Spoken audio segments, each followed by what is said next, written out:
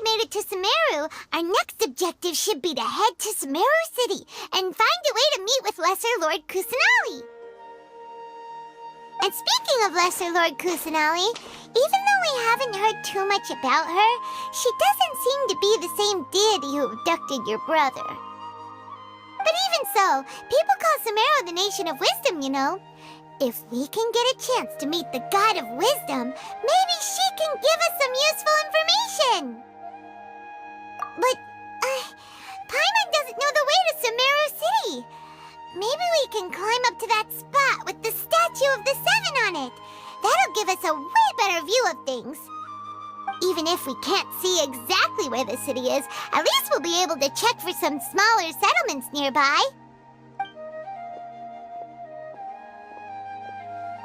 Wait a second. Look! There's someone up ahead! Perfect timing! Now we can just ask for directions rather than wander around like lost adventurers. Hey there!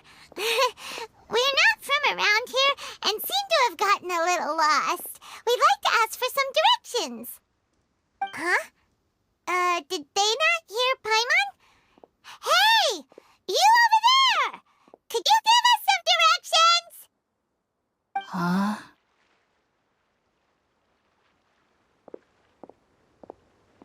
What's going on here? There's no way she could have missed that. Wait! Could she be ignoring us? How dare she? Well, even so, she might be heading someplace where we could find other people to ask. Let's keep our distance and follow her. When we get the chance, we'll just ask someone else for directions.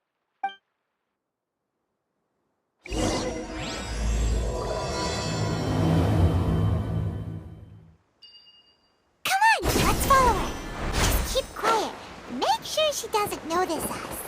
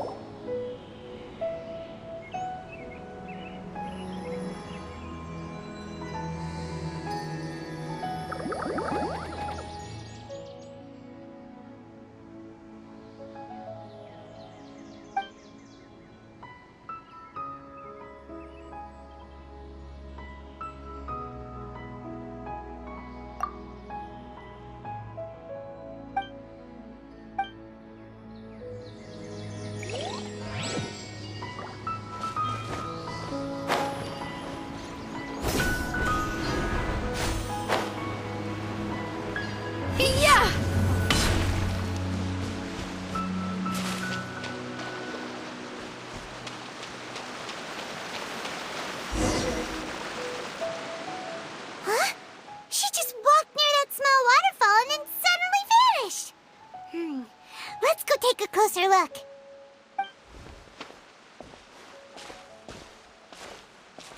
Paimon thought this cave would lead to a village or something, but, it looks like that's not the case.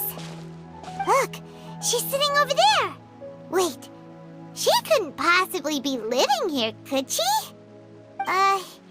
What should we do now? Do we try asking her for directions again?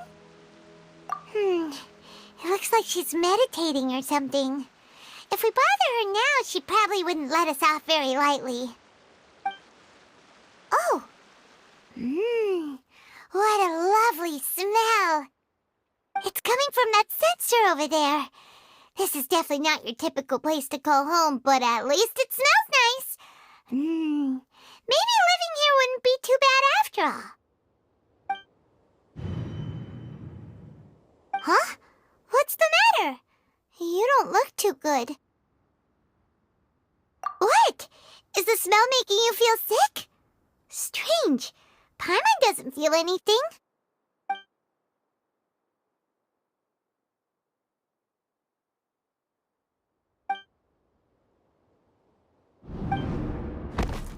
What's happening?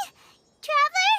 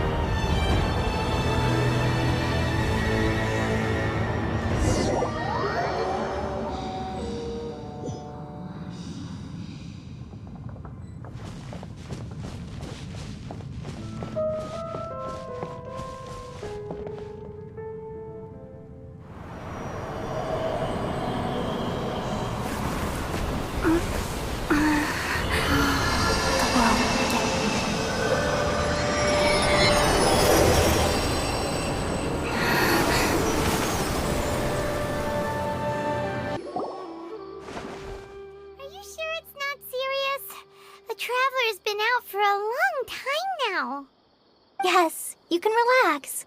Believe me, Master is extremely knowledgeable. If he says that she's going to be alright, then there's absolutely nothing to worry about. Oh, are you awake now? Oh, thank goodness! Traveler, you're finally awake! Well, we're at... Good question. Where are we? Paimon was in such a panic when you passed out that she even forgot to ask what place this is. This is Gandharvaville. It was originally built by scholars from Sumeru as a place to rest in the rainforest. Now it's mainly used by the forest rangers as a base of operations. My name is Kale. I'm a trainee forest ranger. My master and I found you passed out during our patrol, so we brought you here. Oh, no thanks are necessary. I didn't do anything really. By the way, how are you feeling now? Any discomfort? Oh, that's Master's herbal medicine you're tasting. He gave you some while you were unconscious. Before I forget, Master mentioned you should take more medicine once you wake up.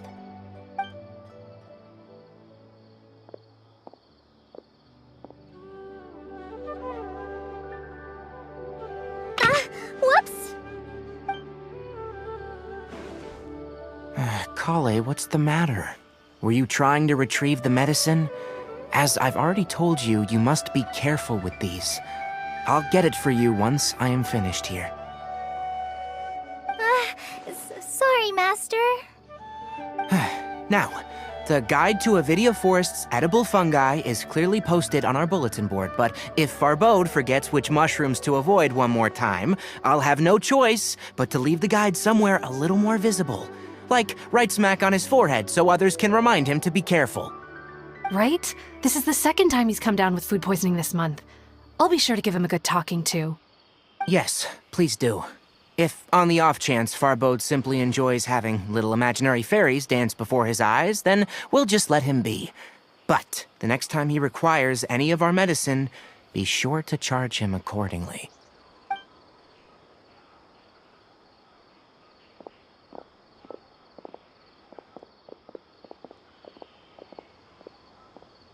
So, how are you doing?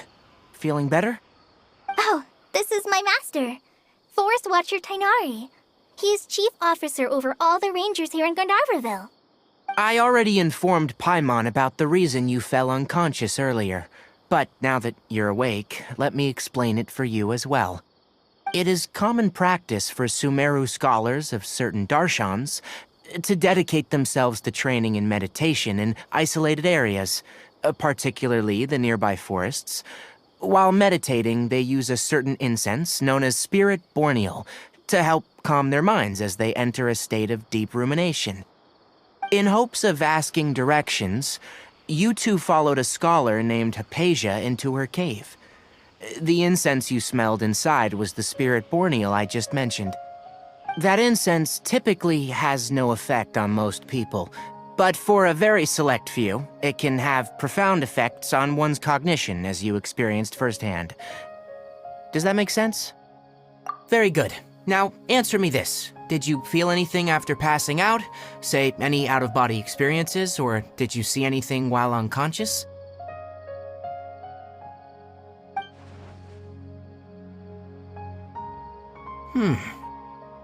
Kale, let the others know to stop bringing their patrol logs here for now. Huh? Why? Because these two will be staying here for the next few days. They can have my room and I'll bunk with Amir. Now get a move on and be sure to do as I've said. Yes, Master Tainari.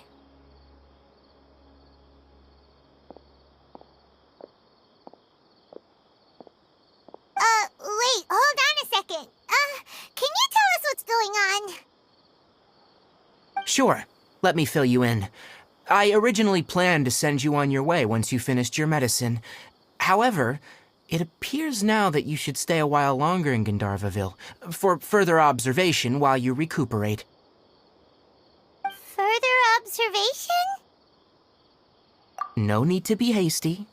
As long as you have the capacity to judge between right and wrong, I promise that you'll understand the gravity of the situation once, based on what you saw after smelling the incense and losing consciousness, we can conclude that you experienced a powerful hallucination, which suggests your mental state is not in the best of shape.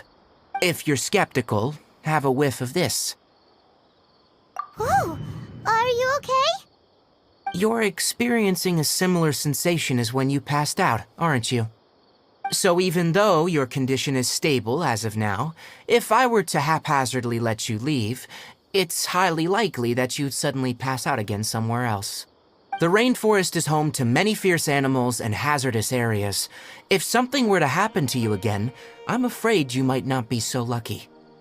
For now, I suggest you continue taking your medicine each day and avoid wandering off on your own, at least until you stop having adverse reactions to this kind of smell. Okay? Good. Now, continue resting while I fire up another bowl of medicine for you. Seriously? We just arrived in Sumeru and we're already having problems left and right! Paimon knows we're set on meeting Lesser Lord Kusanali as soon as possible, but you really don't look too good. It'd probably be best to let you recover first. Hey! Are you even listening to Paimon? Paimon's over here worrying about you, you know! What's weird? You mean how you're feeling now? You mean the vision of tree roots and red skies you saw?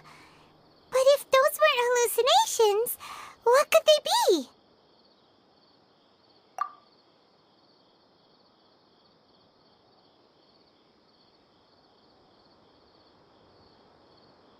Well, considering how unique you are, Paimon trusts your judgment here. But why didn't you say anything about it to Tighnari? If he misjudged your condition, then there's a chance you could get worse, right? Huh? You mean that Tighnari already knows that what you saw weren't hallucinations? But if that's the case, why would he try to hide that from us? Oh, Paimon gets it now. That explains why you were so quiet earlier. Well, that settles it then. We'll stay here to rest up and figure out what's going on with your hallucinations. But it seems like asking Tighnari might not be an option anymore. What do you think we should do? Good idea.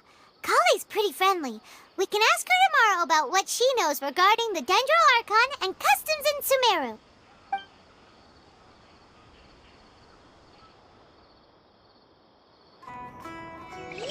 Rise and shine! Come on, it's time to go find Kale!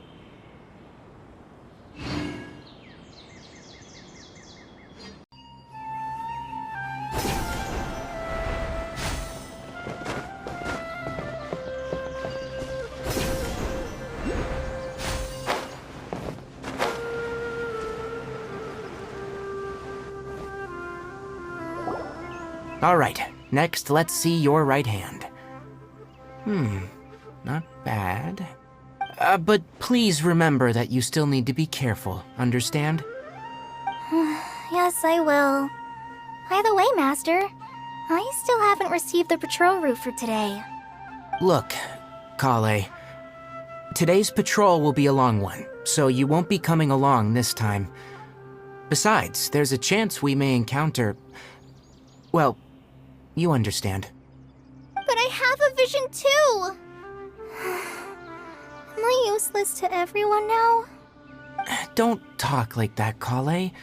This is not something you need to be worrying about right now. Ah, there you are. Feeling any better? Yeah, since we'll be staying here for now, we thought we might as well try lending a hand around here. Seems you're not the type to sit back and take it easy for a while, huh? In that case, perhaps Kale could take you two for a patrol south of Gandharvaville for the day. And if you're feeling up to it, you can be responsible for cleaning the Statue of the Seven. Tighnari, we're ready to head out. Got it! I'll be right there! All right, we'll be heading into the forest now. I'll leave any further details to Kale. Yes, you can count on me. So, Kale, what exactly are we going to be doing today? Tighnari mentioned cleaning the statue just now, but, That doesn't really sound like the job for a ranger. Well, a forest ranger's responsibilities can be pretty diverse. They handle a variety of tasks, like checking the condition of outlying roads, maintaining forest facilities, ensuring fire prevention standards are met, and providing assistance to travelers and locals.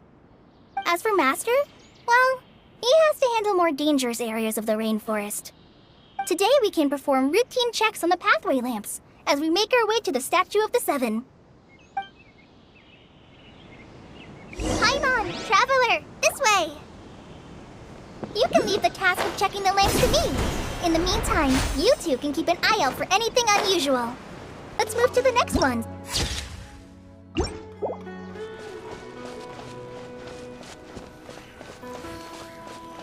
Oh, this lamp seems to be getting a little wobbly. Let me make a note of it. No problems with this lamp. Good.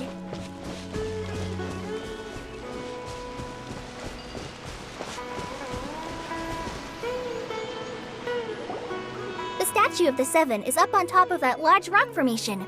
You must have seen it when you came down this road before. It's pretty high up there, isn't it? Don't worry. If you're afraid you can't make it up there, I'm sure Master wouldn't mind if you don't clean the statue. Oh? I guess I'll leave it up to you then. There's not much footing once you reach the statue, so be careful up there.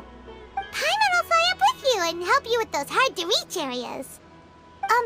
By the way, Kale, do you know anything about the Dendro Archon? You know, what's she like? That depends. Are you referring to Greater Lord Rukkhadevata or Lesser Lord Kusanali? Huh? Greater Lord Rukkhadevata? Oh, is that the name of the former Dendro Archon? Uh-huh. Greater Lord Rukkhadevata was Sumeru's first Dendro Archon. She created the rainforest as well as the wall of Samiel around the desert. Her works provided a means of peaceful living for everyone. To the people of Sumeru, she's not only a symbol of wisdom, but also of power and kindness. Unfortunately, she disappeared in a great calamity that occurred a few hundred years ago. According to what Master has told me, the sages later found the newly born Dendro Archon and whisked her back to Sumeru. To celebrate the reinstatement of their lost deity, the sages dubbed her Lesser Lord Kusanali and let her reside in the sanctuary of Sarastana. Uh-huh. Then what happened? Well, and then... I'm not too sure what happened, to be honest. Huh? You're not too sure? But aren't you from Sumeru? Yeah, I'm from Sumeru. But... Maybe it's difficult to discuss this topic with strangers.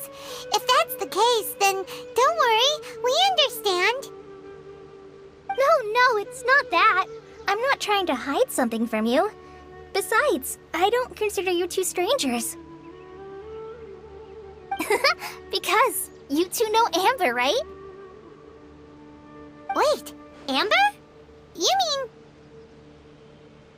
Yes, that's her. I once lived in Mondstadt for a while, and she helped me a lot during that time. You could even say that she helped me become a new person. There's no one like Amber. She lives life to the fullest while always adhering to her strong sense of justice. She's ready to answer the call for action at any moment, but is also very understanding of others.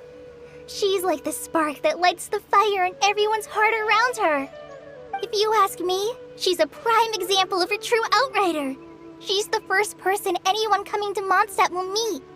You can't help but be enthralled by her charm and enthusiasm, causing you to fall in love with the lands of Mondstadt and...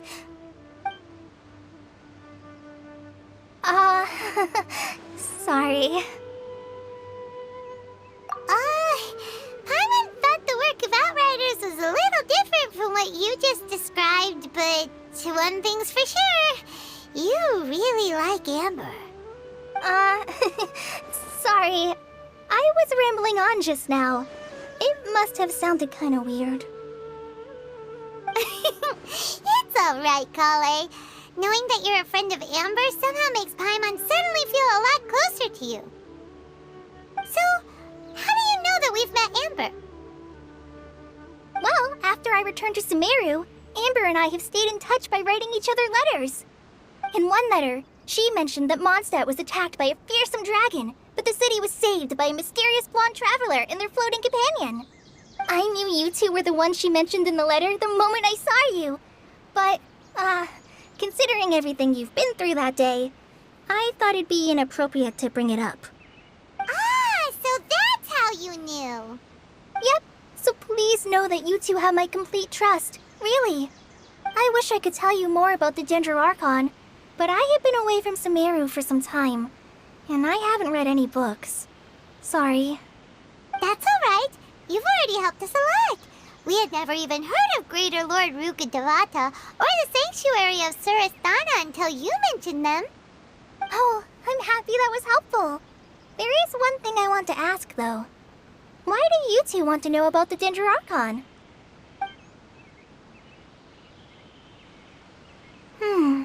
So that's why you're here. Thank you for telling me your story. Don't mention it. We are friends after all, right? All right, we have a statue to clean. You both have my thanks. While you two are up there cleaning, I'll go ahead and inspect the forest canopy. Let's meet back here shortly.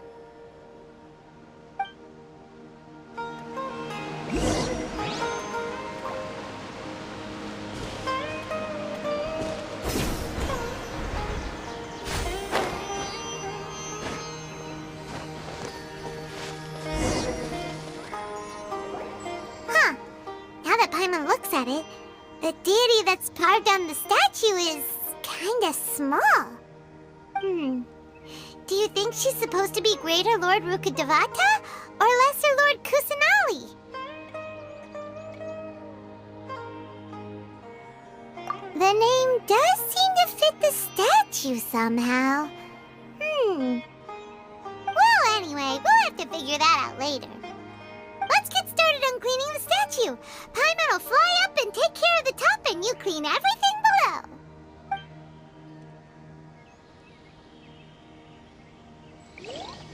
Nice work! That's one clean statue. Let's head down and meet up with Kale.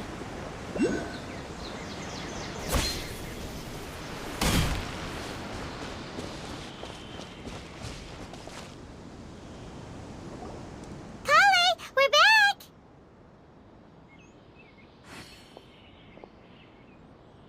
Welcome back! You must be tired after all that climbing. Let's take a little break. I brought some fruit and water for us. Yay! Food! What kind of goodies did you bring? Hey, don't be a party pooper. It's not like Kale is a stranger or anything. Besides, the best way to compliment a chef is to show passion for their food. Xiangling taught Paimon that. I prepared a nice portable dish that forest rangers like to eat called pita pockets. I hope you'll like them. Whoops! Ah, no! You dropped it on the ground! Not to worry. I wrapped a few layers of oiled paper around each pita. They should be fine. Oh, whew. Paimon nearly had a heart attack there. Those pitas are amazing! You're quite the cook, Kale. Thank goodness you wrapped them in paper. Paimon wouldn't have been able to sleep at night knowing something so tasty had been wasted. You really know how to compliment the chef, Paimon. Since you liked it so much, I'll be sure to give you a copy of the recipe sometime. I'll even include all my personal cooking pointers, so you'll be making your own pita pockets in no time. Yay! Thanks, Kale! It's hard to believe someone as diligent as you could have clumsy moments, too. Oh, I guess it happens from time to time. So, Kale, don't you think that Tainari's a little too strict with you? He won't let you touch anything without his permission. Paimon knocks stuff over all the time flying around the Traveler, but she's never said anything. Everyone has their clumsy moments. No, you've got the wrong idea about Master. Sure, he may seem a bit harsh at first, but with some time, you'll see that he's actually very kind-hearted. I've heard the veteran rangers say that Master is from some ancient and mysterious race that is known for their cunning wit and reclusive nature. But Master is actually very kind at heart. Oh, by the way, you've heard of the Academia, right? Well, there's a group called...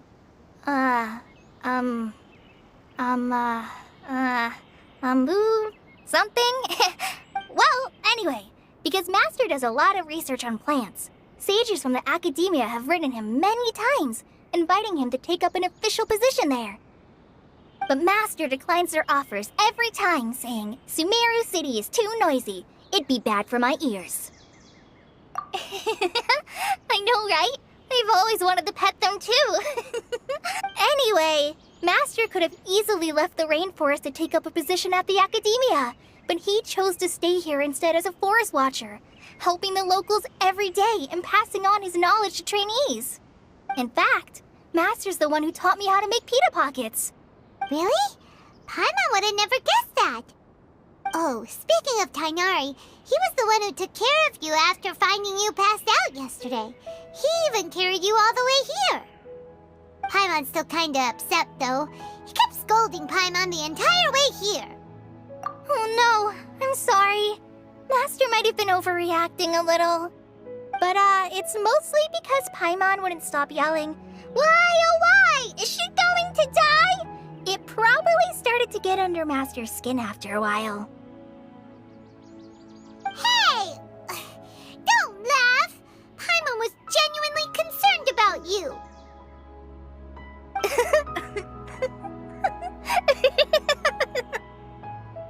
Hey! Now even Kali started to laugh. That's it! Paimon won't forget this! It's time for some Paimonial wrath! No! Don't touch me!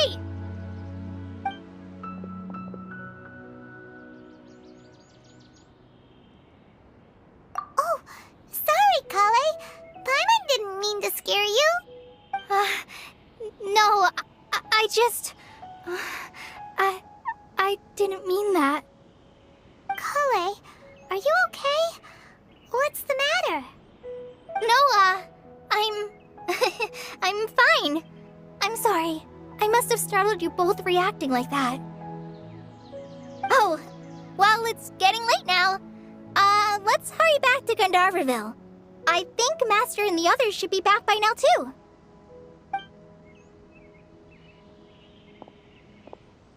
Huh? What was up with Kale just now? And why is she in such a hurry all of a sudden? Look, she's practically running back. Paimon can't even see her now.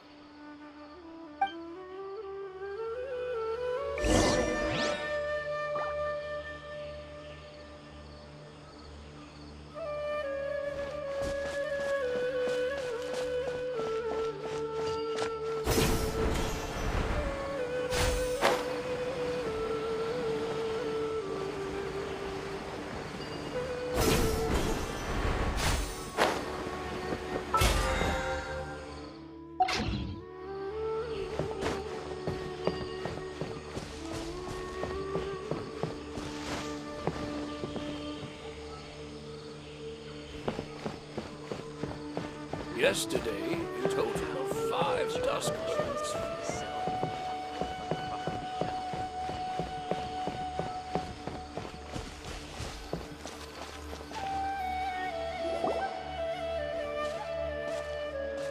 Ah, Traveler.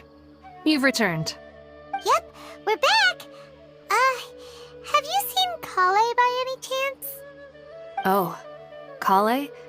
Yes, I saw her go into her room just a moment ago. Oh, okay. Guess we'll just have to wait and talk to her tomorrow then.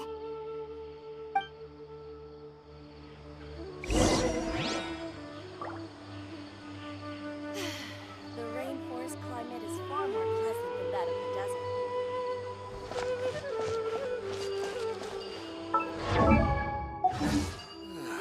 I am dead on my feet.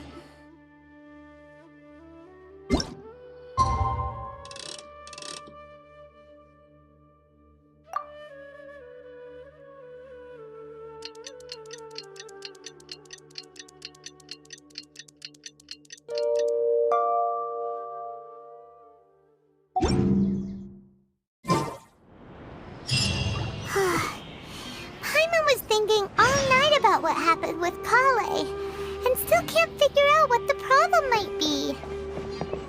Maybe she's in a better mood now. Let's go check on her.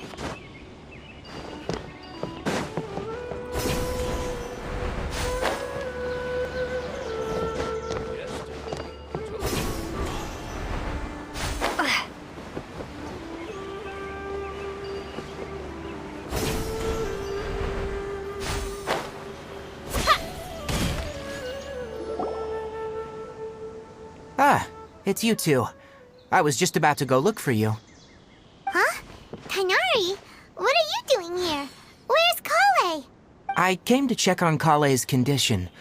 To put it simply, she's not well. You mean she's sick? How could she be... Oh, wait a minute. Could it be because of what Paimon did yesterday? No need to worry. Something as small as you could never harm her. This sickness is something that Kale has been dealing with for some time. Kale has been more excited than usual since you two arrived. A little too much so, to be honest. She hasn't remembered to take care of herself. I suppose it's understandable, though. She hasn't been around anyone she considered a friend for some time now. It must have been refreshing for her to have you two here. So, Tainari, what's really wrong with Kale? Let's take this conversation elsewhere. Kale just fell asleep after taking her medicine. She needs some peace and quiet.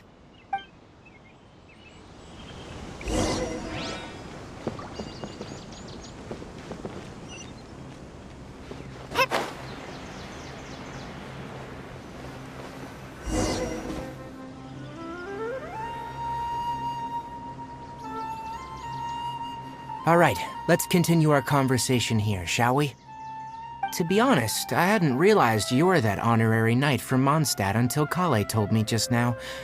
I've also heard all about your deeds in Liyue and Inazuma. So just to clarify, what I'm about to tell you about Kale is not because of who you are or your past feats. Instead, I am going to tell you because... well, because Kale asked me to. And honestly speaking, I was against Kale revealing her past to you. But she insisted, saying you two treated her with sincerity and as a friend. So now she wishes to reciprocate the gesture. So, Tainari, what exactly is wrong with Kale? You said this is something she's been dealing with for some time. Just how serious is it? Right. Ever since she was a child, she's been afflicted with a disease called Elazar. Elazar? Yes. It's a disease unique to the lands of Sumeru. It is characterized by dark and hardened scales that form on the body. At first, the afflicted may only feel mild numbness on affected areas of the skin. However, as the disease progresses, one may begin feeling fatigued and even experience peripheral paresthesia. In its final stages, the disease strips a person of the ability to control their own body, and they effectively become completely immobile. That sounds terrifying. Wait, hold on. So when Kale seemed to be acting a little clumsy earlier, it was because... Correct. That would be the effects of Elazar, which is precisely why I do not want her carrying or holding anything, lest she ends up hurting herself. With appropriate treatment, the disease can be effectively controlled before it progresses to a more serious stage. However, there is unfortunately still no true cure for Elazar. Nevertheless, Kale's mother still hoped that there was something out there. She handed Kale over to an organization known as the Fatui after one of their members lied and said they had a cure. What? The Fatui? Ah, it appears you already are familiar with them. That'll save me some explanation. Anyway, the person who eventually rescued Kale and brought her to me for care said that she had been given to a harbinger known as the Doctor. I have no idea how this doctor managed to do it, but her case of Elazar was completely stable for all the years that Kale was with them. However, Kale's days with the Fatui were anything but pleasant. Kale is a resilient individual and always tries to appear cheerful, but her experience with the Fatui has left deep scars. Even now, she can still feel deathly afraid of someone touching her. Oh, Paimon had no idea Kale's been through so much suffering. Oh, by the way, Paimon, Kale wanted me to tell you that she's sorry for scaring you yesterday. She also wanted both of you to know that she's sorry for hiding her illness. She doesn't need to apologize. None of this is her fault at all. Well said. I hope you'll get a chance to tell her that in person the next time you see her. Kale once thought that it would be impossible for her to have any real friendships. I trust that you two will never let my trainee experience such emotional pain again. Don't worry, Tainari. We'll take good care of her. Well, it's not too serious at this point. She overexerted herself the last couple of days, which is what led her to break down this time. As long as she has taken her medicine and gets plenty of rest, she should get better. Though I must admit that Kale's condition was much more stable when she first arrived here in Gandharvaville. She was interested in the work of the forest rangers the moment she saw us. I could see that she was serious about learning, so I felt compelled to ask her to join us. Her stamina has gotten much worse recently. Though a moderate amount of physical exercise is always necessary, I'm afraid the long-distance patrols are a little too much for her now. Alright, now that I've told you about Kale's past, I think I'll head into the rainforest to find some ingredients needed for her medicine. I'll see you two later. Yeah, we'd like to do something to help Kale too. Alright, but I must warn you two. The rainforest is a dangerous place, especially for someone who's still recovering, like the Traveler. You must follow closely and listen to every instruction. No problemo. Let's go then. We'll be looking for a plant known as the Nilotpala lotus. It's often used to help those afflicted with Elazar recover their energy. Hey, Tainari? Where exactly are we going to find this plant? Nilotpala lotuses can be found all over the rainforest, but it often grows right here around Gandharvaville. Given the name, it sounds like we should be looking for it in the water. You are correct. The Nilotpala lotus grows in the water. When fully matured, they look like giant blue flowers floating on the water's surface. Quite an attractive species, if you ask me. The large petals are actually the plant's leaves and sepals, which surround a very small flower. You should note that many of the plants found in Sumeru have names that are contrary to their species. Take the Calpulata, for example. The plant is not a lotus at all, but rather a vine. And then there's the Sumeru rose, which is not a rose, and is completely contrary to its name. Oh, okay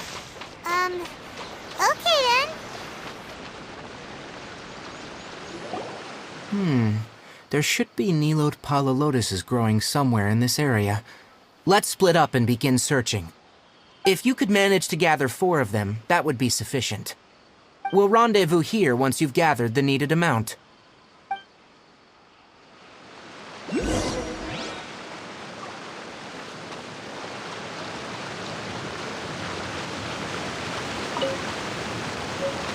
Tainari!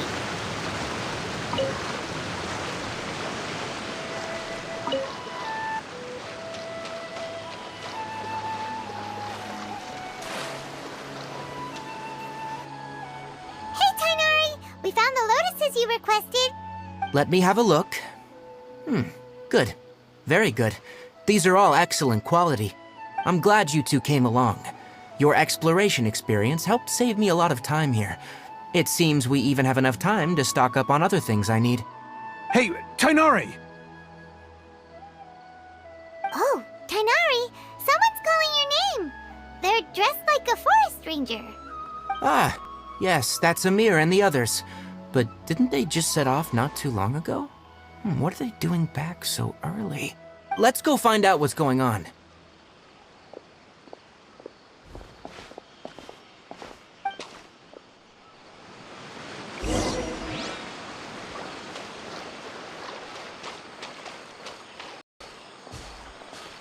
Tainari, thank goodness we found you here. We were just about to head back and find you at Gandharvaville. What's going on? We just discovered a withering zone. The withering is back? But the patrol route you were on should have been already cleared just a week ago. It reappeared so quickly. Can you tell me the exact location? It's up ahead, deep in the river valley. It's appeared in a spot that blocks nearly the entire narrow part of the valley area, so we decided to come find you as quickly as possible. And the radius of the contamination? Sorry, I couldn't get a clear enough view to tell. No one in our patrol team had a vision, and it appeared to still be spreading, so we didn't risk getting any closer. Okay, I understand. You made the right decision. I'll go deal with it right away. In the meantime, please guide these two back to Gandharvaville. Wait, Kainari, why don't you let us help you? You two have only just arrived in Sumeru. You're still unfamiliar with many things in these lands. There's a unique type of anomaly that occurs in the Sumeru rainforest. It's called the withering. The affected areas not only cause nearby vegetation to wither, but it's also lethal to wildlife and even people. If you don't carry a vision, then you should think twice before approaching such places. Yes, Amir is absolutely right. I wasn't kidding when I said the rainforest is a dangerous place. As Amir said, only someone with a vision, that is, the power to manipulate elements, will be able to resist the withering's corrosive effects for a time. That's right. If any of the forest rangers without a vision come across a withering zone, we first make a record of the location and then have a ranger with the proper abilities deal with it, like Tainari here. Only someone with a vision can venture within a withering zone and find a way to deal with it. But you don't seem to carry a vision. Don't worry, she may not have a vision, but she's a real pro at using the power of the elements. Seems the rumors about you were true then. In that case, alright, you two may accompany me. We typically only teach visitors how to identify the withering as they're about to leave Gandharvaville. We'll make an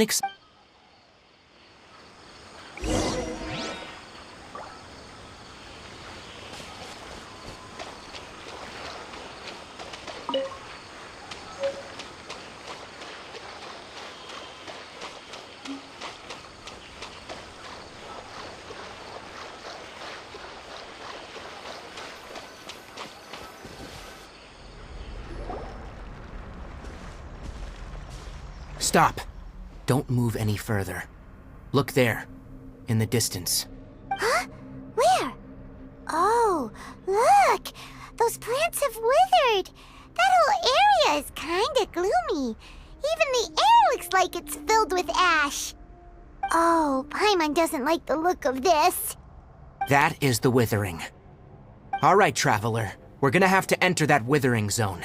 Once inside, we'll need to look for what we call tumors of the withering. If we eliminate those, then the area will be saved. Thank you. But I must warn you, don't push yourself. This is your first time handling this sort of thing after all. Even with elemental powers, once you step inside the withering zone, you may experience extreme discomfort. If at any point it becomes too much, return outside the zone and take a breather. It could become a matter of life and death. You ready then? Let's go.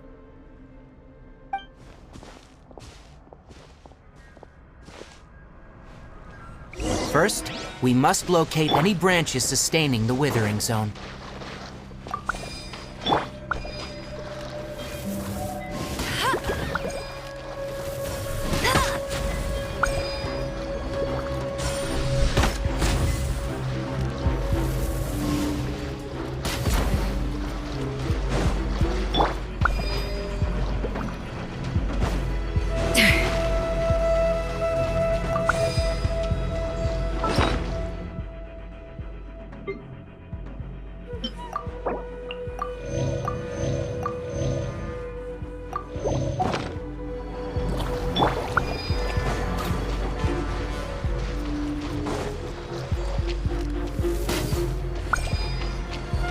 Great work.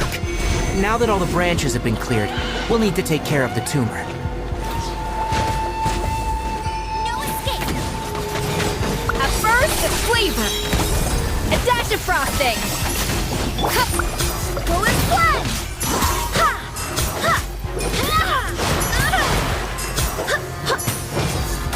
Now, destroy the tumor of the withering.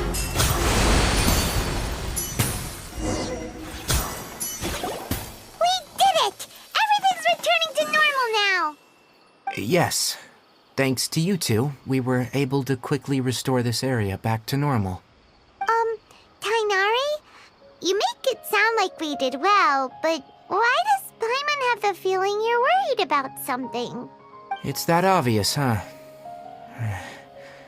Alright. It's like this. Recently, the rate at which withering zones appear has been increasing. Even though we were able to quickly clear that withering zone, it won't be long before another one appears. If that simply meant more work for me, then that wouldn't be an issue.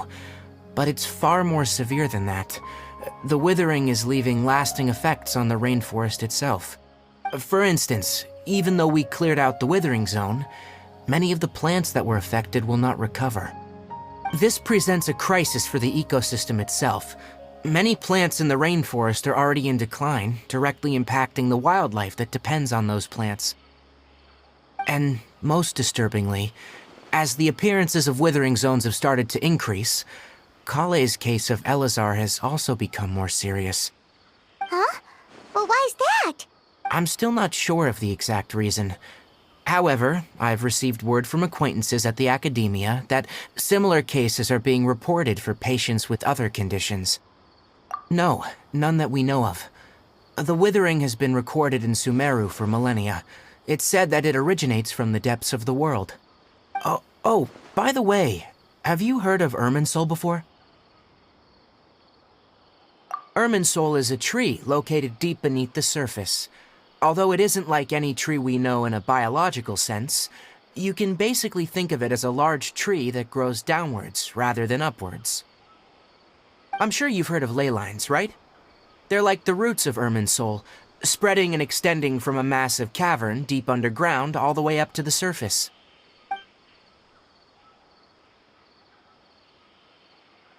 Ley lines continually absorb the memories of this world, which are then funneled into Irminsul, allowing it to collect knowledge and wisdom from ancient times to present day.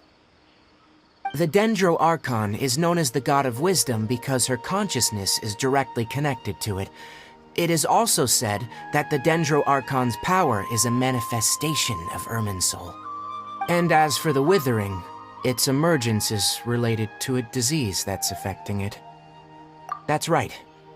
My ancestors learned of this from Greater Lord Rukkhadevata's familiars a long time ago, but even those mysterious creatures did not know of a cure for Irminsul. I'm afraid we rangers will be battling the withering zones here for a long time, until a cure is found. Alright, that's enough on this topic for the time being. Now that we've taken care of things here, it's time for us to head back to Gandharvaville.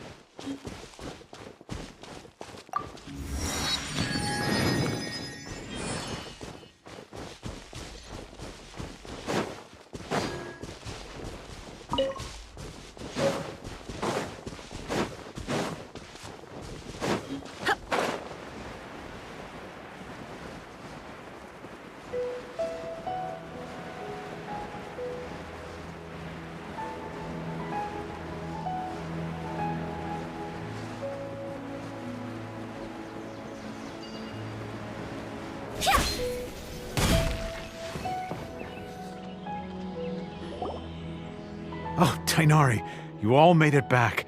How did it go? The withering zone you reported has been taken care of. No need to worry. Huh? Wait, is that? Oh no, Hypatia!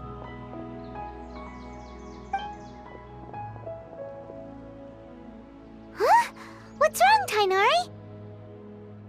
This Duskbird is Hypatia's designated courier for urgent news. You do remember her, don't you? She's the scholar you and Paimon were following when you first arrived in Sumeru. Oh, her? How could we forget? So did something happen? Let me see what's written in the letter first. So what's it say? And what's with that weird expression on your face? Just let Paimon read it. Huh? All Paimon sees are 3 squiggly lines. Yes, allow me to explain. After we brought you from Hypatia's cave to Gandharvaville, Hypatia resumed her meditation. She must have just finished. It's been nearly 3 days since she's had anything to eat, and it appears she's forgotten to prepare some rations. This letter is her asking us for help. We need to go. What? You mean she's been sitting there for 3 days? Hey, wait, how did you know all that from just a few lines on the paper? Well, obviously because this has happened before. Last time she drew 5 lines, and by the time we found her... Well, I'd prefer not to remember that. Needless to say, Hypatia's been through worse, but we should still get to her as quickly as possible. I've got some emergency rations set aside for times like these. Paimon, Traveler, could you two bring these to her? Wait, you want us to bring her the rations? But will the Traveler be okay if her cave is still filled with that funny incense? Let's find out. Here, Traveler, take a smell and see. So, how do you feel? Huh? Really? You're not feeling even a little drowsy? But wait, how'd you know that she'd be okay this time, Tainari? Back when we were clearing the Withering Zone, I observed that she could adeptly manipulate the Dendro element. I knew then that she would be fine. And if I may ask, when I was telling you two about Irminsul's ley lines, was what I described similar at all to what you saw when you were unconscious? That's correct. Those weren't hallucinations at all, though I don't intend to apologize for deceiving you. Because what you saw is of significant importance. Not just for the nation of Sumeru, but the entire world of Teyvat. My forefathers were shown much favor by Greater Lord Ruka Devata. We took an oath to protect this nation together with her. Now that that duty has fallen to me, it was a part of my responsibilities to ascertain whether you could be entrusted with the fate of Sumeru. Now, after seeing you in action with my own eyes, you have earned my confidence, and I no longer feel the need to hide any secrets from you. When you passed out, your consciousness had connected directly with Irminsul. What you witnessed were actually real memories contained within Irminsul itself. I could try to tell you more, but it would be better if you went to ask Hypatia instead. Her focus on meditation and use of Spirit Borneal are aimed at establishing a connection with Irminsul, just as you did. That sounds nice and all, but will she really help us? Seriously, she completely ignored us the last time we tried talking to her. That was because when you ran into her, she was in a special phase of her training. During that time, she must avoid communicating with others. Please, wait here for a moment.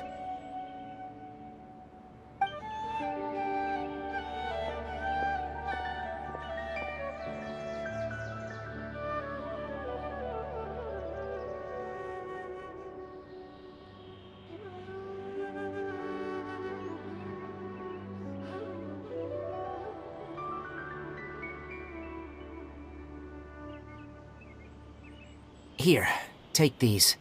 It's a meal I packed for Hypatia, as well as some other ingredients. I'm sure it'll come in handy. Also, here's a letter that I would like you to give to her. Just show it to her, and she'll answer any questions you may have. No, I should be the one thanking you. You've both been a great help these last few days.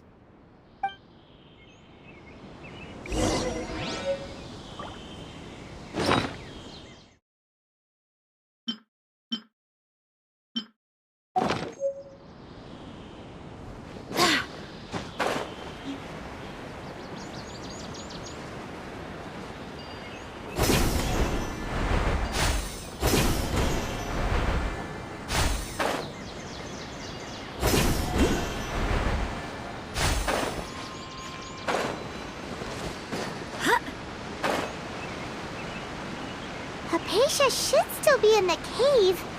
Let's go inside and see how she's doing.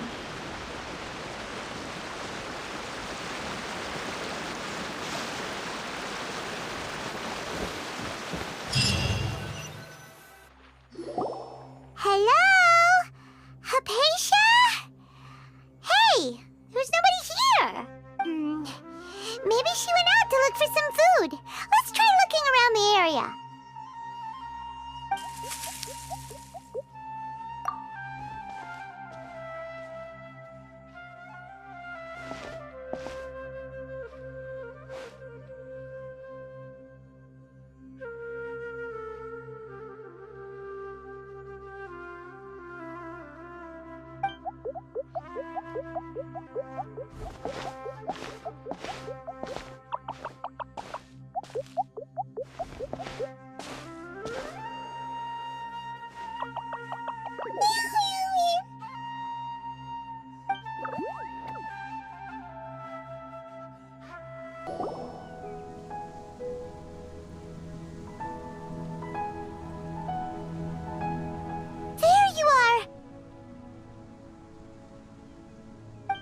Hypatia, are you alright?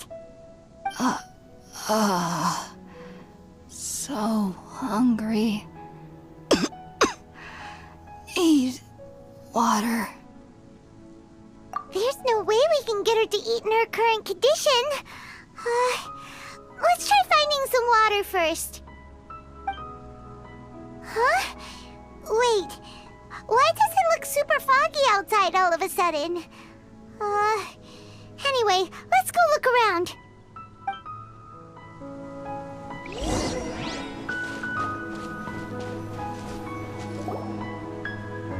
Huh? How'd things out here end up looking like this? What happened? And where are we? Really? Oh, maybe you're right. Let's go investigate the area.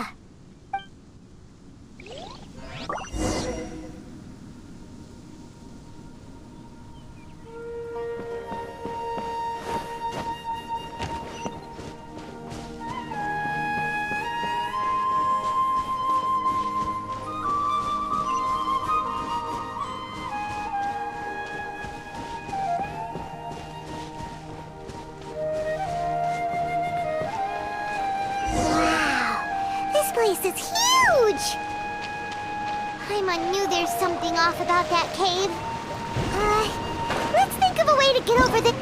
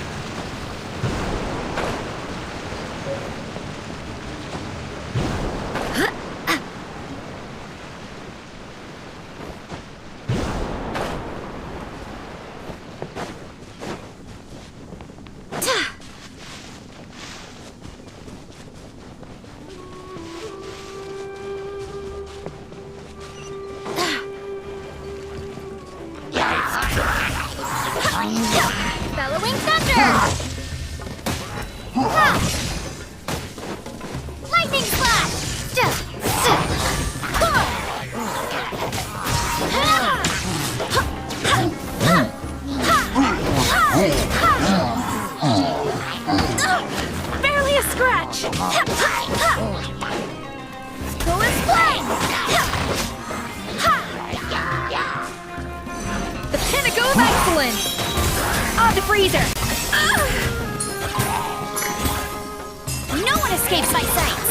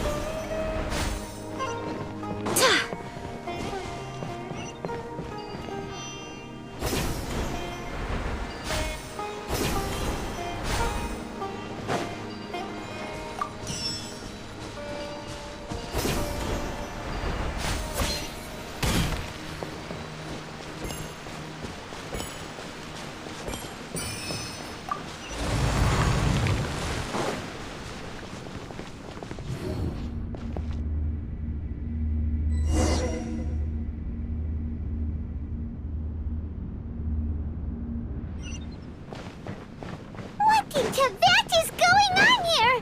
This place is getting weirder by the minute. Hey, what's the matter? You don't look so good.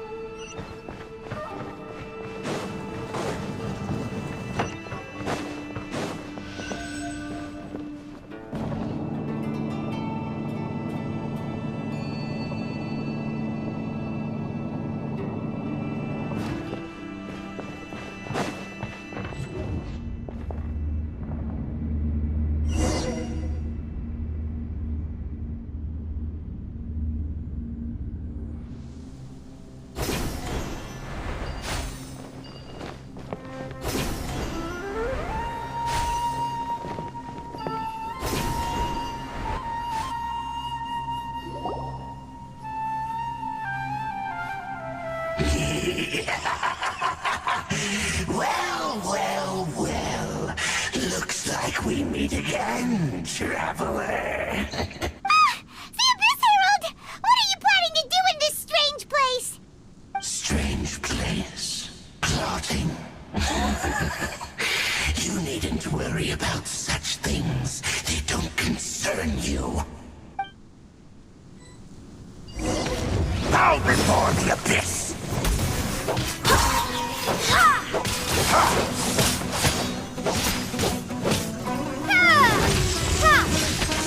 Abyssal roar! Go and flame! Adaptive frosting! Goose on the loose! Show no feature! Yeah!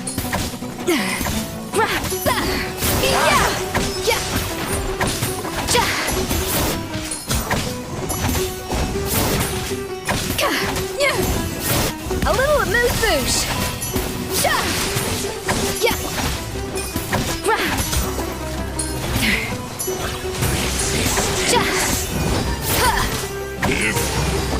You Lightning die! Flash!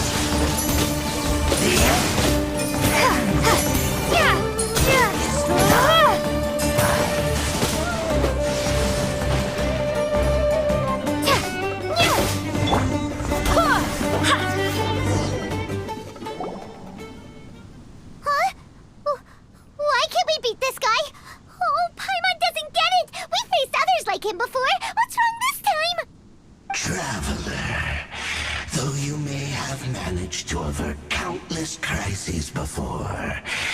good fortune was bound to end sooner or later.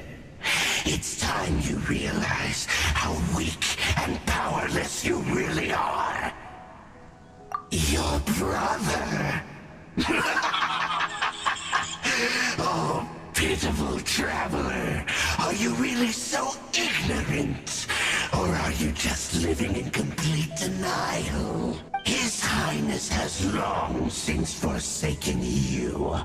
Your meager existence in his eyes is that of an annoying bug, only to be stepped upon. The bonds of love and family which drive you to find your sibling are utterly gone. Your journey is meaningless. But don't you fret now. Today will be your last. Now die!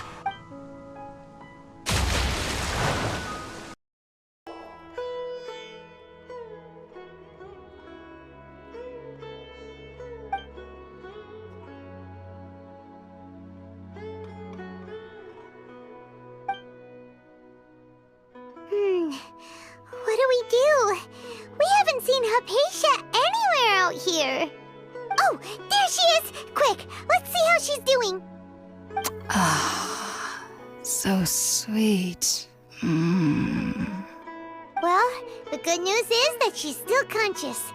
Hey, why'd you drop her food on the floor like that?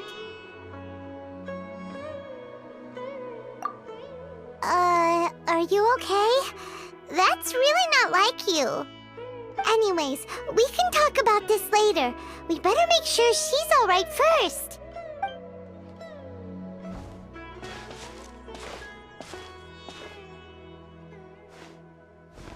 Whoa, wait a sec. Look at all this fruit lying around her. We can put that to good use.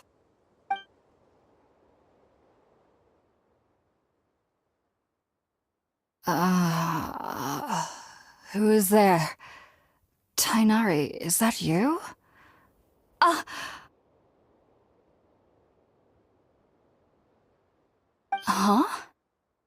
It's okay. You can relax, Hypatia. Tainari sent us here to bring you some food and water. Here, we have a letter that he asked us to give you.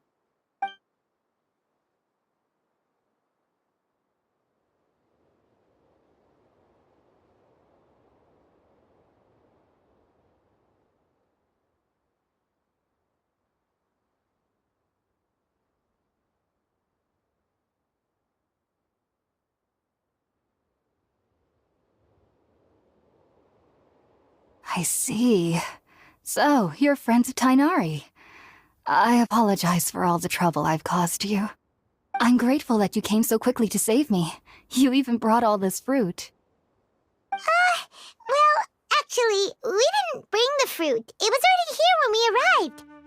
We were kind of wondering about that, actually. When we found you here, there was all this fruit lying around and even some juice dripping from your lips. How did you end up like this anyway? Oh, really? I seem to understand now.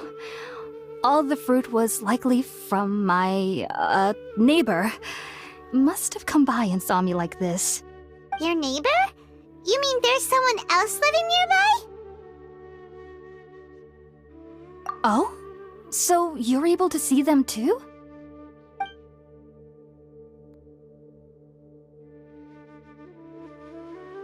Wait, hold on a second, Traveler. You say that before we arrived, you saw some mysterious creature and suddenly had a strange dream? Isn't that a little too crazy to believe? No, I actually do believe what the Traveler is saying. I myself had a similar experience once before and ended up scaring my timid little neighbor here. You needn't worry. They mean you no harm. They only dragged you into the dream because they hoped to buy themselves a little time in order to scurry away. So, Hypatia, just what kind of creature is your neighbor exactly? I'm not sure what it's called, to be honest. But I do know that they have some sort of deeper connection with the Dendro Archon. I know this because the first time I saw them was also the exact day my consciousness was able to form a connection with Irminsul. Even after I opened my eyes and stopped meditating, My heart was still pounding, and my mind was racing with all the knowledge that I had touched. And at that very moment, I suddenly noticed a small figure at the opening of the cave. In my curiosity, I began to walk over to the creature. They must have already been used to me living in the cave, because they didn't seem to mind me approaching them. They just kept doing whatever they were up to. It wasn't until I crouched down next to them that they suddenly realized that I could see them. Oh! And then? And then I had a dream. By the time I came to, they were nowhere to be seen.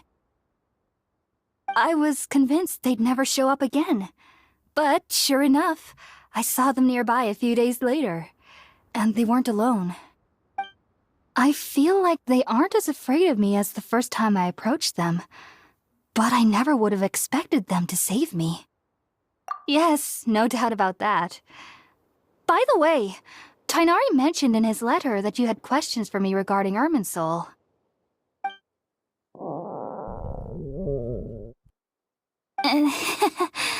Sorry about that. Sounds like just drinking juice still isn't quite enough for my stomach. Well, if somebody hadn't dropped the food earlier... Anyway, looks like we'll need to prepare something ourselves. Besides, Paimon's getting hungry too. Let's eat first and talk about Irminsul later. Alright, we're up, Traveler. Today's menu will feature sweet madame and a radish veggie soup. You'll love them, Hypatia. They're our specialties after all. Sounds good. I've never tried any dishes from other nations before. I certainly look forward to it. It's been so long since I've had a decent meal, too. To be honest, the last time had to be when Tighnari came to visit.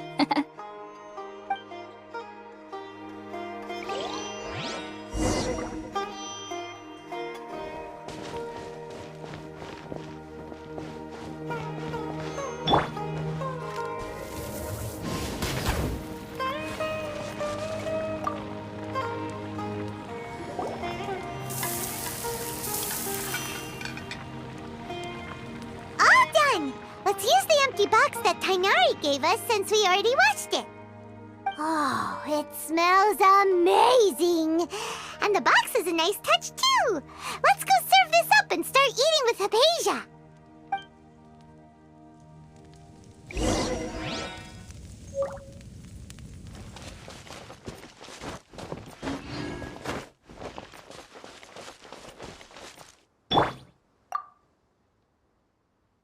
Are you already finished cooking? Smells delectable. I'm truly thankful whenever I can enjoy a proper meal like this. Cooking really isn't my forte.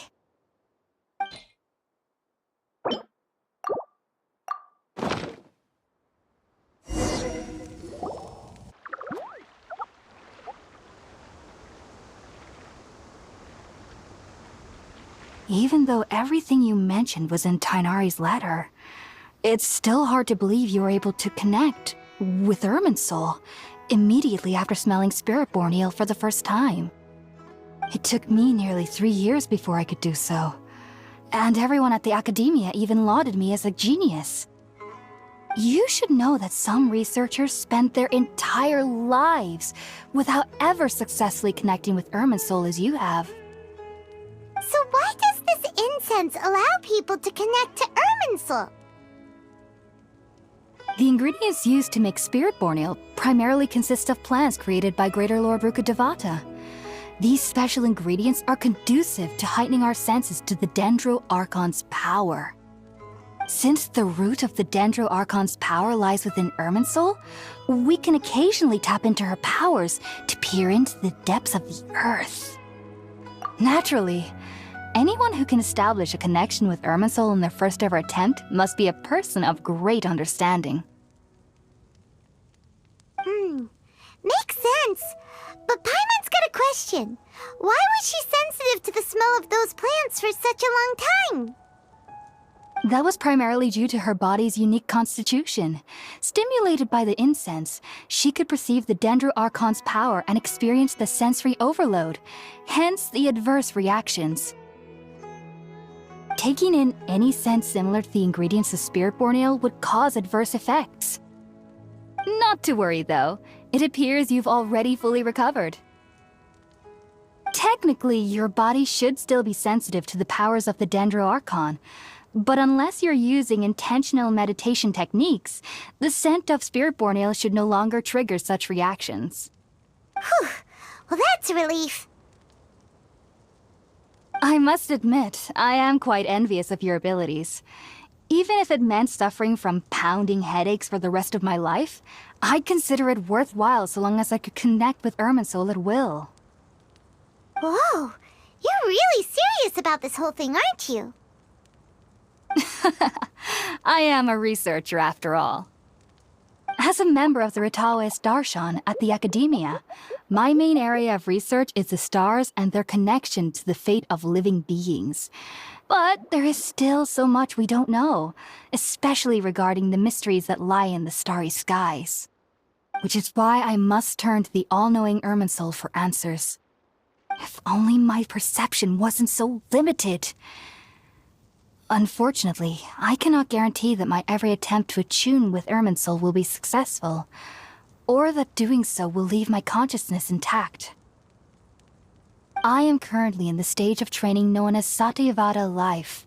Many researchers in Sumeru have lost their minds while seeking to attune with Irminsul during this stage.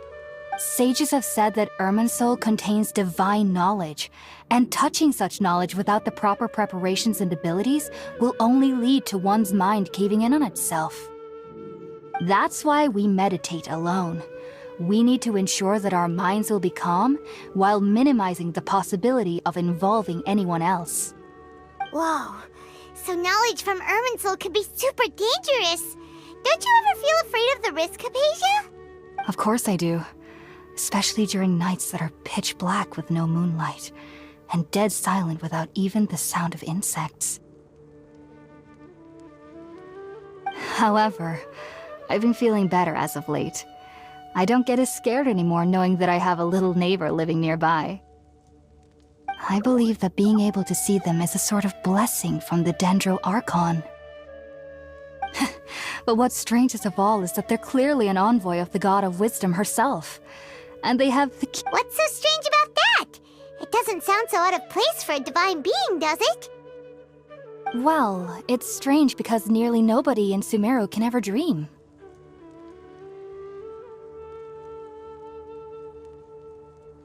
Huh. Is that true? Yes, well, to an extent. Only children can dream in Sumeru. Adults, however, never do. The sages say that wisdom implies rationality, but that which occurs in dreams is often neither rational nor logical.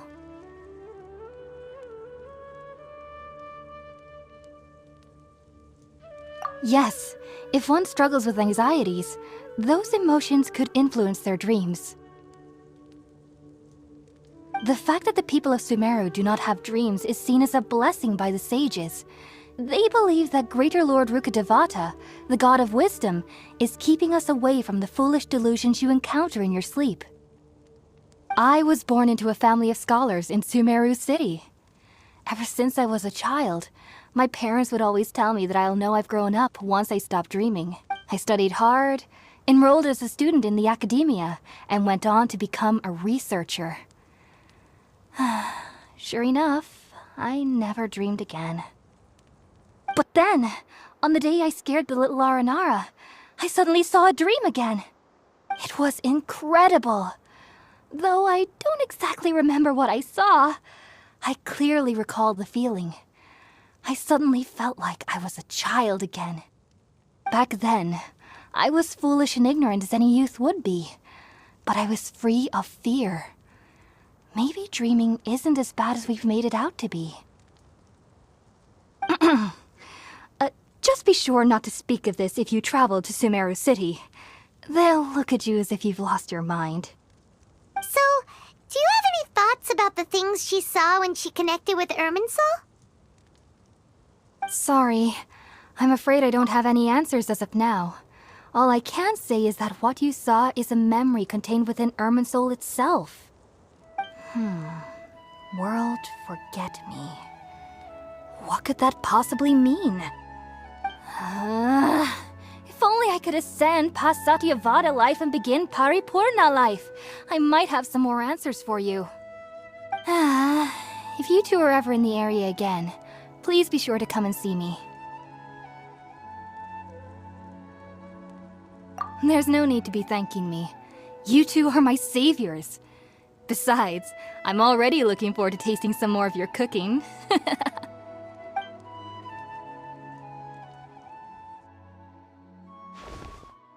Now that we know Hypatia is alright and had the chance to ask her some questions, Paimon thinks it's about time to head back to Gandharvaville.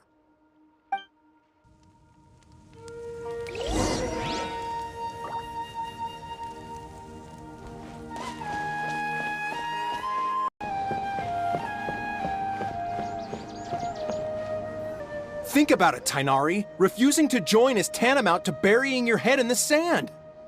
I understand that you're a forest watcher and that it's your duty to combat the effects of withering zones, but isn't it evident that such work is not a lasting solution to the problem? As Sage Kage clearly stated, your presence and guidance in Sumeru City is pivotal in finding a cure for Irminsul. How could you possibly refuse? Keep your emotions in check, Gulam. Let's at least listen to Tainari's reason for declining. We're here to invite him to the Academia, not to cause a scene.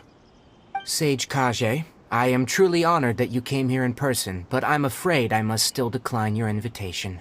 I am merely a forest watcher. How could the great minds of the Haravatat have any need of someone like me? Well, it turns out that your refusal letter had some implications on your master's reputation. He is a renowned sage of the Immorta, after all.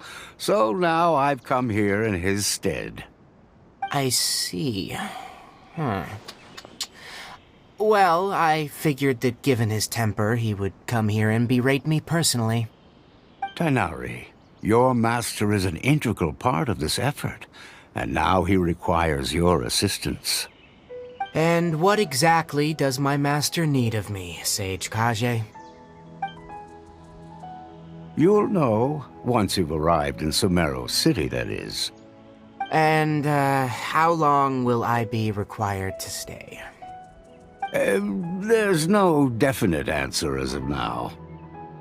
Do you mean to tell me that despite coming all the way here to Gandharvaville, you still can't answer the questions I laid out in the letter to my master? If that's the case, then I'm afraid I cannot give you a definite answer either. Tainari, but you... So be it. Come, Gulam, we're leaving.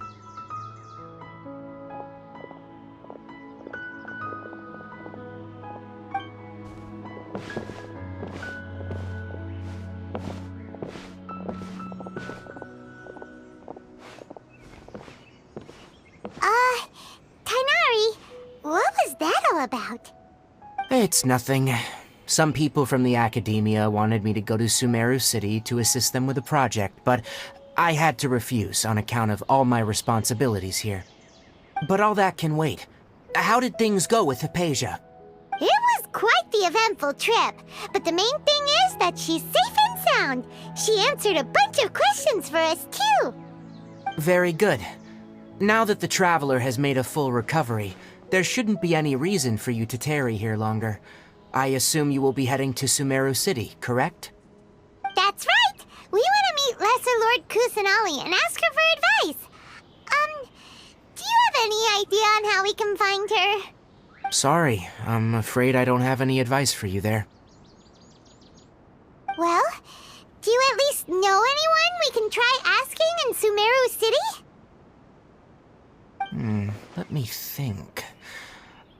My trips to Sumeru City have been fairly short, and most of my acquaintances are researchers. Oh, how about this? I'll write you a letter of introduction that you can give to a researcher I know. He's from the Immorta Darshan and is adept at gathering information. Asking him might prove worthwhile. Also, when you enter Sumeru City, you'll probably end up receiving something like this item here. I'm not sure if it will ever come in handy for you, but maybe you can give it a try. Oh? What is it? It's called an Akasha Terminal. It's a tool produced by the Academia that utilizes the legacy of Greater Lord Rukkhadevata. Some say that this item is the very basis of Sumeru's reputation as the City of Wisdom. Needless to say, this device and its usage fall under the Academia's expertise, so I'll leave it to them to show you how to use it. Great! Next up, Sumeru City! Oh, but wait, before that... That's right! Tainari, we have something important to say to Kale before we leave. Is she doing better now? Yes, she's doing much better. After being confined to her bed all this time, I thought a little walk would do her some good. Last I saw her, she was taking the path towards the North Crossing. She knew you two would be leaving soon, so she must have wanted to see you off. Thanks, Tainari. All right, let's go! Farewell, and good luck to you both.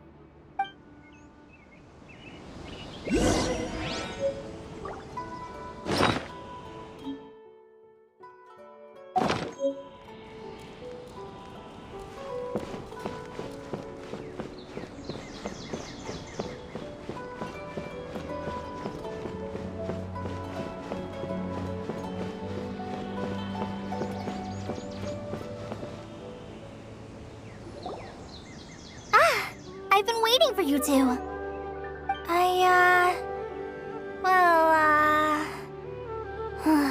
Never mind.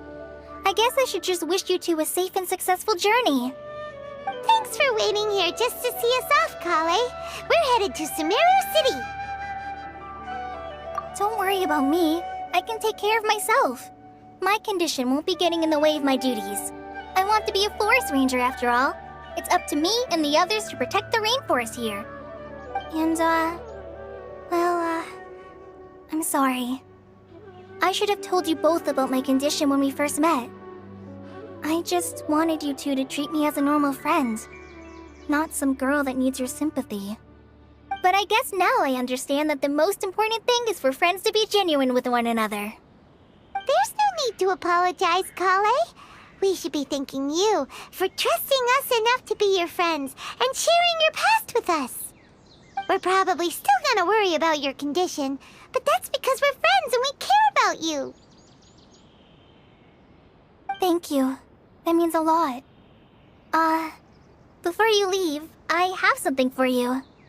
Oh? What is it? It's my recipe for pita pockets. I told you that I'd give you a copy, remember? My handwriting is a little, messy, so please don't laugh. Yay! Thanks, Kale. Now we can eat those scrumptious little pitas whenever and wherever we like. I hope that whenever you eat them, you'll both remember your time here in Gandharvaville. Well then, I, trainee Forest Ranger Kale, bid you both farewell. Please visit Gandharvaville again.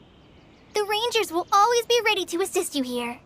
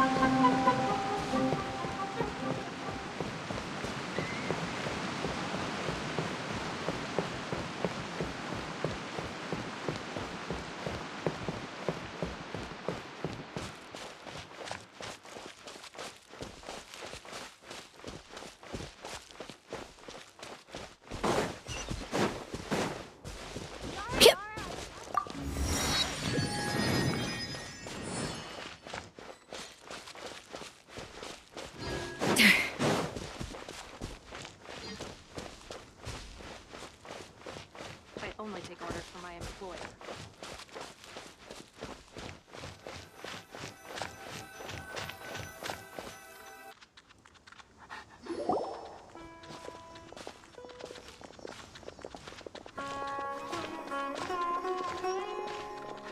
Sumeru City! We finally made it! Oh, did you see that? When those people entered the city, something on their heads lit up. One moment, please, you two. It appears this is your first time visiting Sumeru City. Oh, yeah, that's right. But how did you know that? Because there's currently no information on either of you in the Akasha. But no need to worry, that won't prevent you from entering the city. In fact, the Academia conveniently provides each traveler to Sumeru City with a device. Perhaps you two have heard of the Akasha before. It's our beloved Greater Lord Rukkhadevata's lasting legacy, a treasure trove of collected knowledge. After centuries of tireless research on the Akasha, the Academia created one of its most ingenious inventions, the Akasha Terminal. As long as you are within Sumeru's borders, you may use an Akasha terminal to connect directly to the Akasha and access any knowledge you need. I should mention that due to technical limitations, the operation of Akasha terminals will be much smoother and more effective in large cities such as Sumeru City and Port Ormos. Oh, so this is the thing that Tainari was telling us about. It sounds pretty amazing. You two are quite fortunate. Until recently, it was standard practice to only issue Akasha terminals to outlanders who spent an extended amount of time in Sumeru. However, this policy was recently changed, and now all travelers are issued one upon arrival. Here are your Akasha terminals. Please handle them with care. It kind of looks like a leash.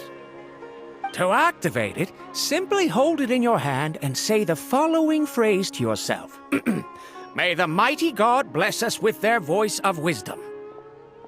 Oh, since this little doodad lets you access knowledge, maybe we can use it to find a way to meet Lesser Lord Kusanali. Let's give it a try. Ahem.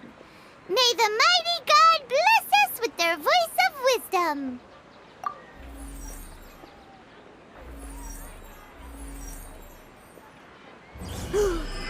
Whoa! Just now, something clicked, and Paimon suddenly knew how to use this thing. It seems all we need to do is concentrate on what we want to know, and bam! You get it. Oh, that'll come in real handy. Exactly. That is the power of the Akasha. And with that, let me officially welcome you both to Sumeru City. May the wisdom of the Dendro Archon always be your guide. Okay, now that we're in, we can check the Akasha about Lesser Lord Kusanali. Let Paimon try.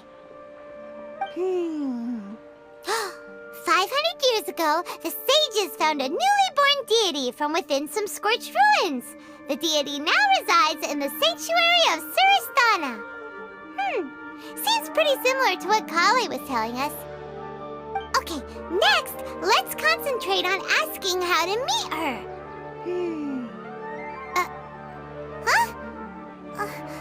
Paimon doesn't sense anything. The Akasha didn't respond to Paimon's question. Oh, come on! Focusing on this question feels like when you have something you're trying to remember and it's on the tip of your tongue, but you just can't think of it. Paimon's brain is exhausted. Oh, smart idea! But what are you going to ask it?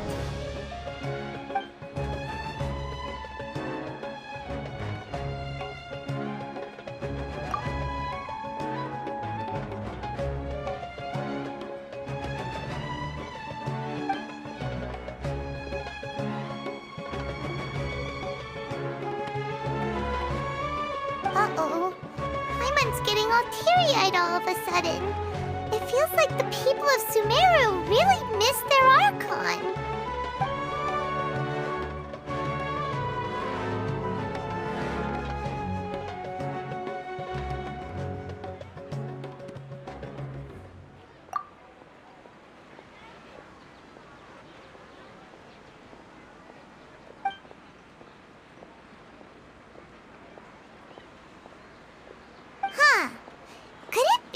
because we're Outlanders and we've only just arrived in Sumeru?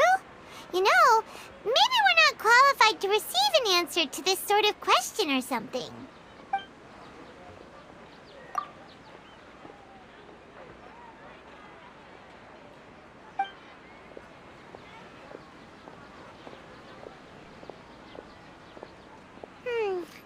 You too?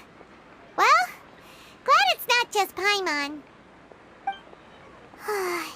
Well, seems no matter which way we try, we can't find anything that'll lead us to Lesser Lord Kusanali.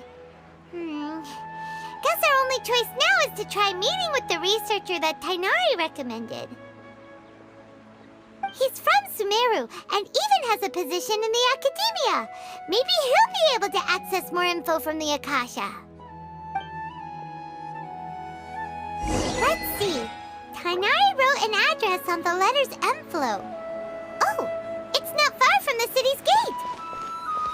Let's head over and have a look. Hopefully he's at home.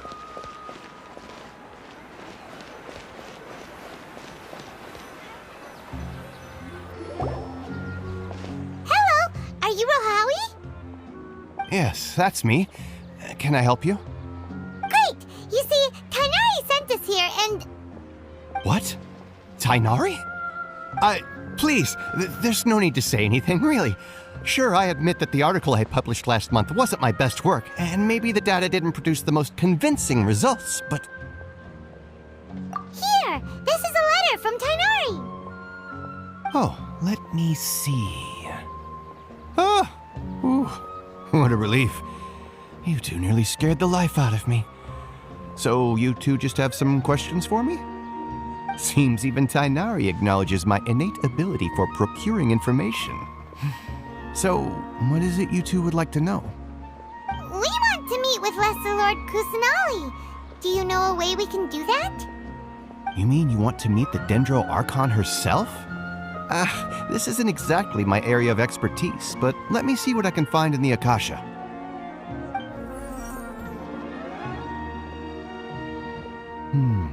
Sorry, the Akasha didn't respond to my query. What? You too? But what about your abilities for getting information and all that? Paimon was sure you'd be able to access more info than we did. Well, as I said, this isn't my area of expertise. I am but a lowly researcher, so the Akasha doesn't see a need for me to know more about the Dendro Archon. All I know is that ever since Lesser Lord Kusanali returned to Sumeru, she's never left the Sanctuary of Sorasthana or made a public appearance. Huh.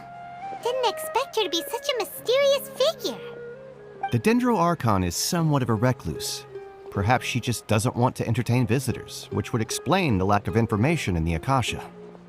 Aw, but then what can we do? No need to worry just yet. I'm only hypothesizing here. You could certainly try asking around and see if anyone else has ideas. And besides, you two should consider the bright side of things. Not being able to see Lesser Lord Kusanali may not be a bad thing. In this world, there will always be information you cannot obtain from the Akasha and things you can never accomplish. Knowing when to yield is a form of wisdom. Take me, for example. It's a miracle if my brain cells can spit out one paper every 3 years. But Tainari? That guy can publish 3 papers in just a single year. Okay. Thanks for your advice. Don't mention it. If you two ever want information about things like who's been promoted within the academia or relations between the 6 great sages, come find me. Hey, come on! This is a survival skill at the academia. Paimon's expectations were pretty low, but this is so low it's like digging holes in the dirt. So what do we do now? Even if we want to talk to someone, we don't know anybody here. Huh? Like who? Oh, you're right! Catherine! The Adventurers Guild has its own intel network. Let's hurry and find her.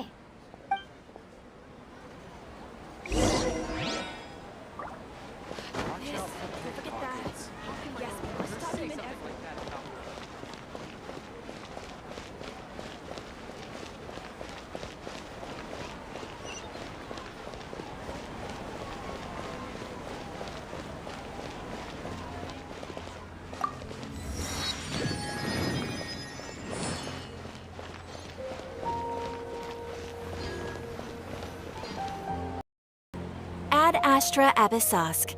Hello, Traveler and Paimon. Catherine, we need your help with something. Understood. The Adventurers Guild is always ready to serve you. With what do you require assistance? We want to meet with Lesser Lord Kusanali. Do you know a way we can do that? You two wish to meet with Sumeru's Archon. Understood. Please wait.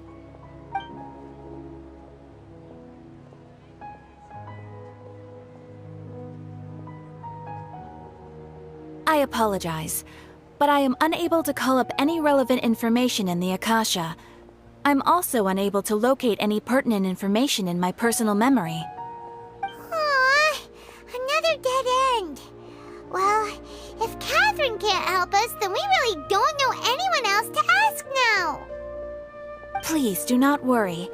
I may know of someone who can help you two. In Sumeru, the Adventurers Guild does not serve as the vanguard of information. Rather, there are numerous active mercenary groups collectively known as the Eremites. They take on various contracts and work all across Sumeru, so they naturally accrue intelligence. An Eremite brigade called the Corps of 30 is in charge of Sumeru City's defenses.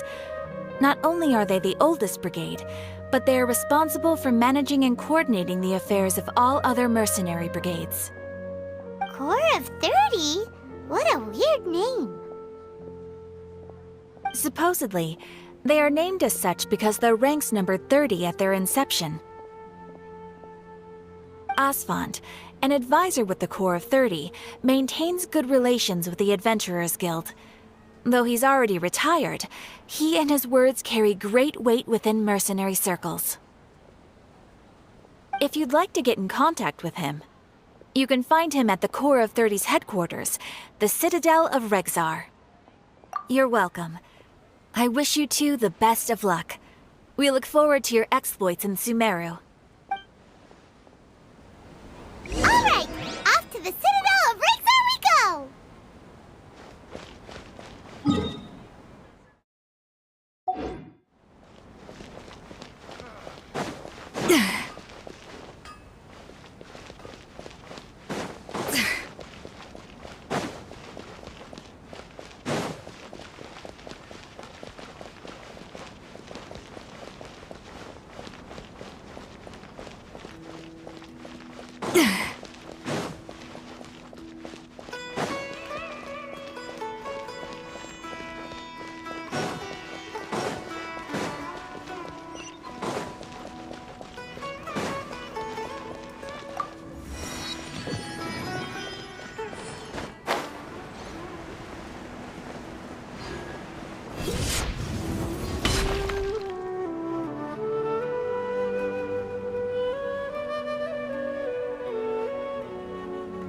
Welcome.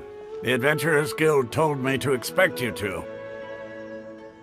It's nice to meet you, Asfand. We'd like to ask you about something.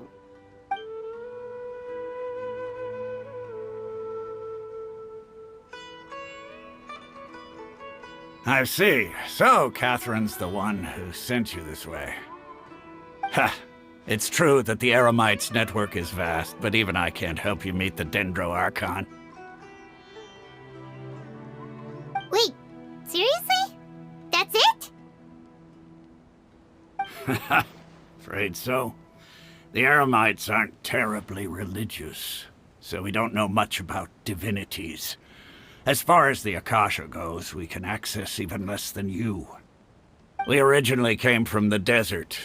The gods there died off long ago. Since those days, we've used our own two hands to carve out a living. We don't beg gods for their aid. It isn't just us, though. If you ask me, I think most in Sumeru aren't interested in Lesser Lord Kusanali. Oh? Why's that? Just take the Academia, for example. They're the ones who truly rule Sumeru. Although they believe in gods, most of them only care for the late greater Lord Rugadavara. In their eyes, she was the one who founded Sumeru and gifted us with the Akasha. Lesser Lord Kusanali just happened to inherit her legacy. Because of the Academia's influence, most citizens are more familiar with Greater Lord Rukkhadevada and hold her in greater esteem. Not to mention that Lesser Lord Kusanali never makes an appearance, and the Academia never announces anything about her. As far as the people of Sumeru are concerned, she's just a god that exists. And that's all. Really? Aw. After hearing all of that, Paimon sort of feels bad for Lesser Lord Kusanali. Ha! But who knows? We're all just guessing when it comes down to it. Besides, I'm sure the God of Wisdom doesn't worry about her reputation among people like us. All right. Well, thanks for the info, Osfond.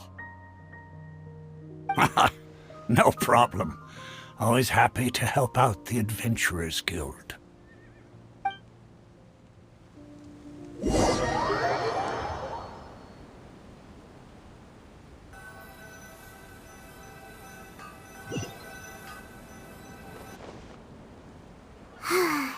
Seems Osfond was right about most people's attitudes here. Not only are they not interested in the Dendro Archon, they even say stuff like, if the Akasha doesn't think I should know, then I don't need to know about it. We've been asking for information non-stop ever since we got to Sumeru. But the harder we try, the more helpless everything seems. Isn't there at least one person in this entire city who cares about Lesser Lord Kusanali? Oh, you two are interested in Lesser Lord Kusanali? Huh? Who are you? From the sound of it, you two are Outlanders who recently arrived here. You've been asking around for information on Lesser Lord Kusanali, right? Oh, I'm sorry. I forgot to introduce myself.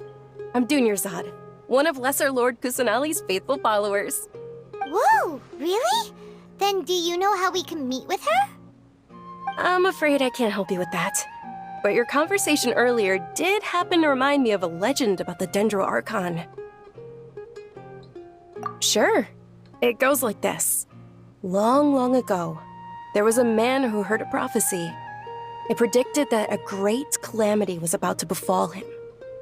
Panicked by what he heard, the man sought out the Dendro Archon in hopes that she would bless him with the wisdom to help him escape his predicament.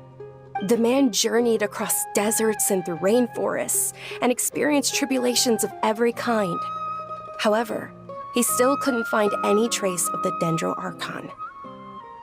In despair, he thought, alas, the Archon has abandoned me. He then had no choice but to sorrowfully resign to his fate. Okay, and then what happened? And then, the calamity came. But to his own surprise, the man felt somehow emboldened by the trials of his journey. By relying on his own strength, he managed to overcome the adversity. At that moment, a bird perched upon his shoulder. This bird was, in fact, an avatar of the Dendro Archon. She said, "O Archon Seeker, do you now understand?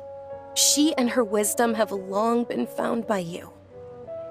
Along your journey, we were in every flower and blade of grass, every ray of sparkling sun, and every breath of dancing wind. So long as you continue to think and ponder, we'll be wherever you go." Yeah, thanks for the story! Paimon feels all warm and fuzzy inside after that. In a way, it seems like this story is also one of the Dendro Archon's avatars. Dunyarzad, since you worship Lesser Lord Kusanali, can you tell us anything else about her? Of course. So did you two know that, I'm terribly sorry, but it seems something's come up now. Let's chat another day.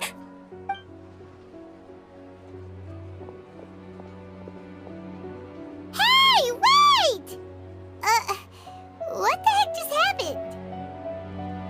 It looks like they're searching for someone. Dunyarzad was acting super nervous just now. You think they're looking for her? This stinks! We finally managed to find a lead about Lesser Lord Kusanali! We can't let them get in the way now. Let's see if we can get rid of them. Then we can catch up with Dunyarzad. Hey, have you two seen a brown-haired girl wearing a purple top and a long blue dress? We're looking for her.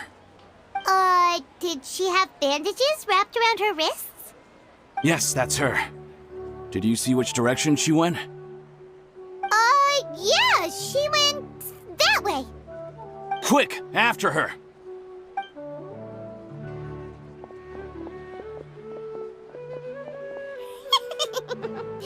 That should keep him busy for a while. Let's hurry and find Dunyarzad.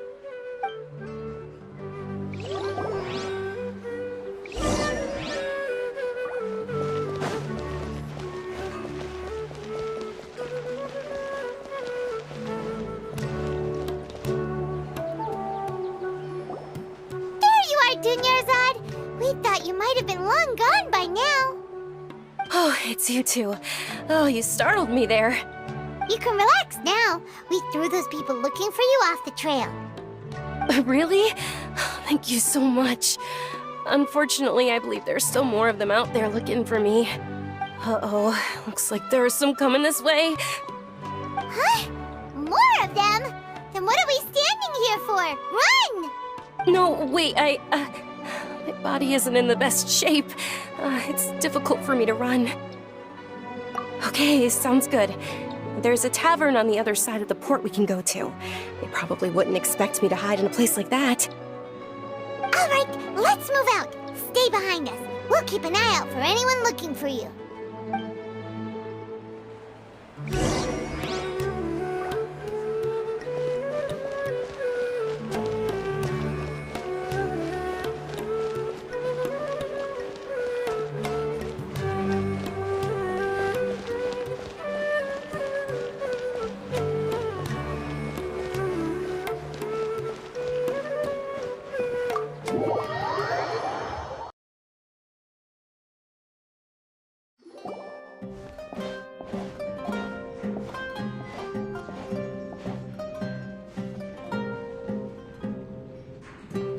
We made it. Oh, they shouldn't be able to find us now. Wait, stand down, Dia.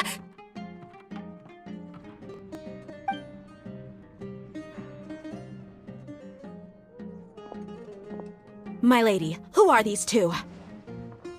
They're travelers that I met on the street just a moment ago. They happened to notice that you were all searching for me, so they helped me hide. I see. In that case, you two should scram. There's nothing here for you. Wait a sec! Who the heck are you? And why are you shooing us away? I'm Miss Dunyarzad's bodyguard, here to see that she returns home safe and sound. My lady, let's get going. You've been gone for so long that your parents are worrying themselves sick. And if I refuse to go with you? It'd be easier for the both of us if you cooperated. But if you insist on not going, then I'll have to carry you like a sack of potatoes. Hey! Dunyarzad already said she doesn't want to go back. Why are you still pushing her? Stay out of this. You don't understand the situation. Sorry, my lady. Even though I'm your bodyguard, your parents are my employers. I have to answer to them. How much? Wait, what? How much more do I have to pay you to become your employer? So you never listen to my parents ever again. Double? A triple? Give me some time and I'll get that much. My lady, this isn't about Mora. I don't know what you think of us Eremites, but let me say this. I like Mora, but I'll never go against my principles. That's why I'm here looking for you. Sure, it's an order from my employer, but my conscience was also telling me it's the right thing to do. And knowing your health, carelessly running around like this is gonna hurt ya. For the sake of those who love you, don't be stubborn. No, you're wrong. I'm aware of my limits and I know what I'm doing. Honestly, the only people being stubborn right now are my parents. And they know perfectly well that it makes no difference if I'm at home or not. It still makes reality. And every time I bring this up, they just change the subject. Dia, you've been living with us a long time already. This should be old news to you. Dia, I know it hasn't been easy for Mother and Father, and I'm grateful for everything they've done for me. But there's someone else in this world I'm also grateful to. Because she saved me. The love I have for her is the same I have for my parents. This is my life and my last chance. So I want to do something meaningful. My lady, are you sure what you're doing now is meaningful? Yes, I'm sure. At least, it is to me. Fine, I won't ask you to return home anymore. But let me make something very clear. I'm only doing this because I respect your determination, not because I agree with you. Thank you, Dia. Sorry for being so rude just now. My nerves were acting up. And I even brought up your payment in such an offensive way. Don't worry about it, my lady. I did say that I like Mora. Besides, that's our next topic of conversation. Today's little excursion caused such a ruckus that every single bodyguard at the estate was deployed. It wouldn't be easy to hide things from your old man. Since this definitely won't be your last escapade, here's a little tip. You should at least make it look like your room and things are still in order when you leave. Also, you'll need someone to cover you for when you're out and about. So, I'll let you hire me, my lady. This way, everyone wins. As for the pay, let's say half of what your father pays me. We can settle the bill when we return to the estate. Okay, deal. Yay! Looks like they've reached an understanding.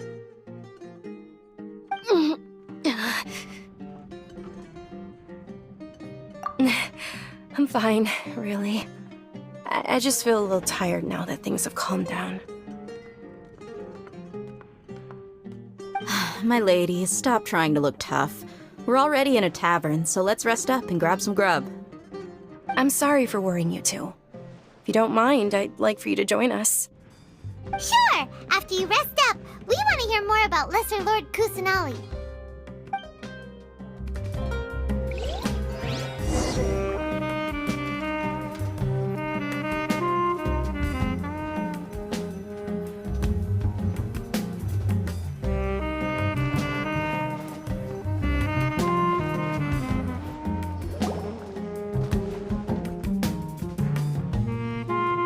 Ha! Well, if it isn't Dia.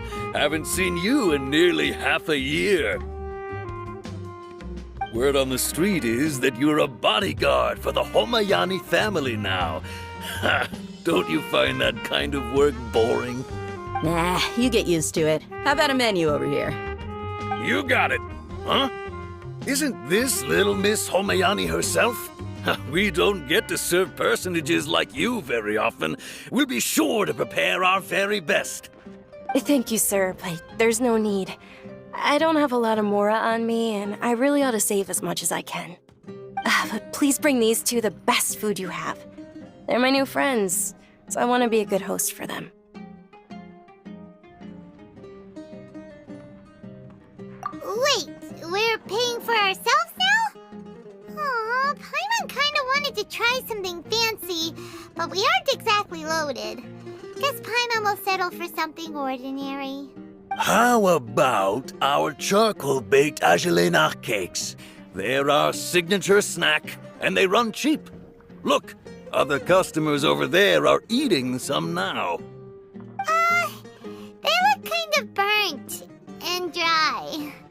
Paimon will pass.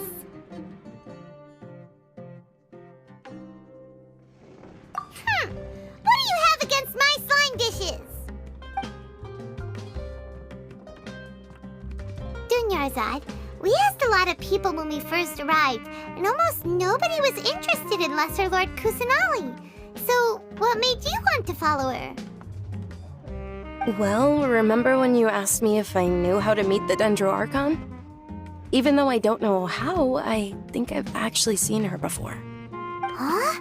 Really? Yes, it was when I was a child. At the time, my illness had kept me bedridden for the better part of a year. I was stuck inside and couldn't make any friends, and my parents did their best to find treatments for me. But even then, the Akasha didn't have any helpful information. My younger self no longer had any hopes or dreams.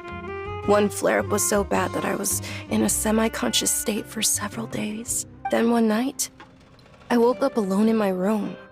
I was terrified. My body was paralyzed. Even if I cried, there was no sound. At that moment, an ethereal voice spoke in my mind. Dunyarzad, don't be scared. You don't have to cry.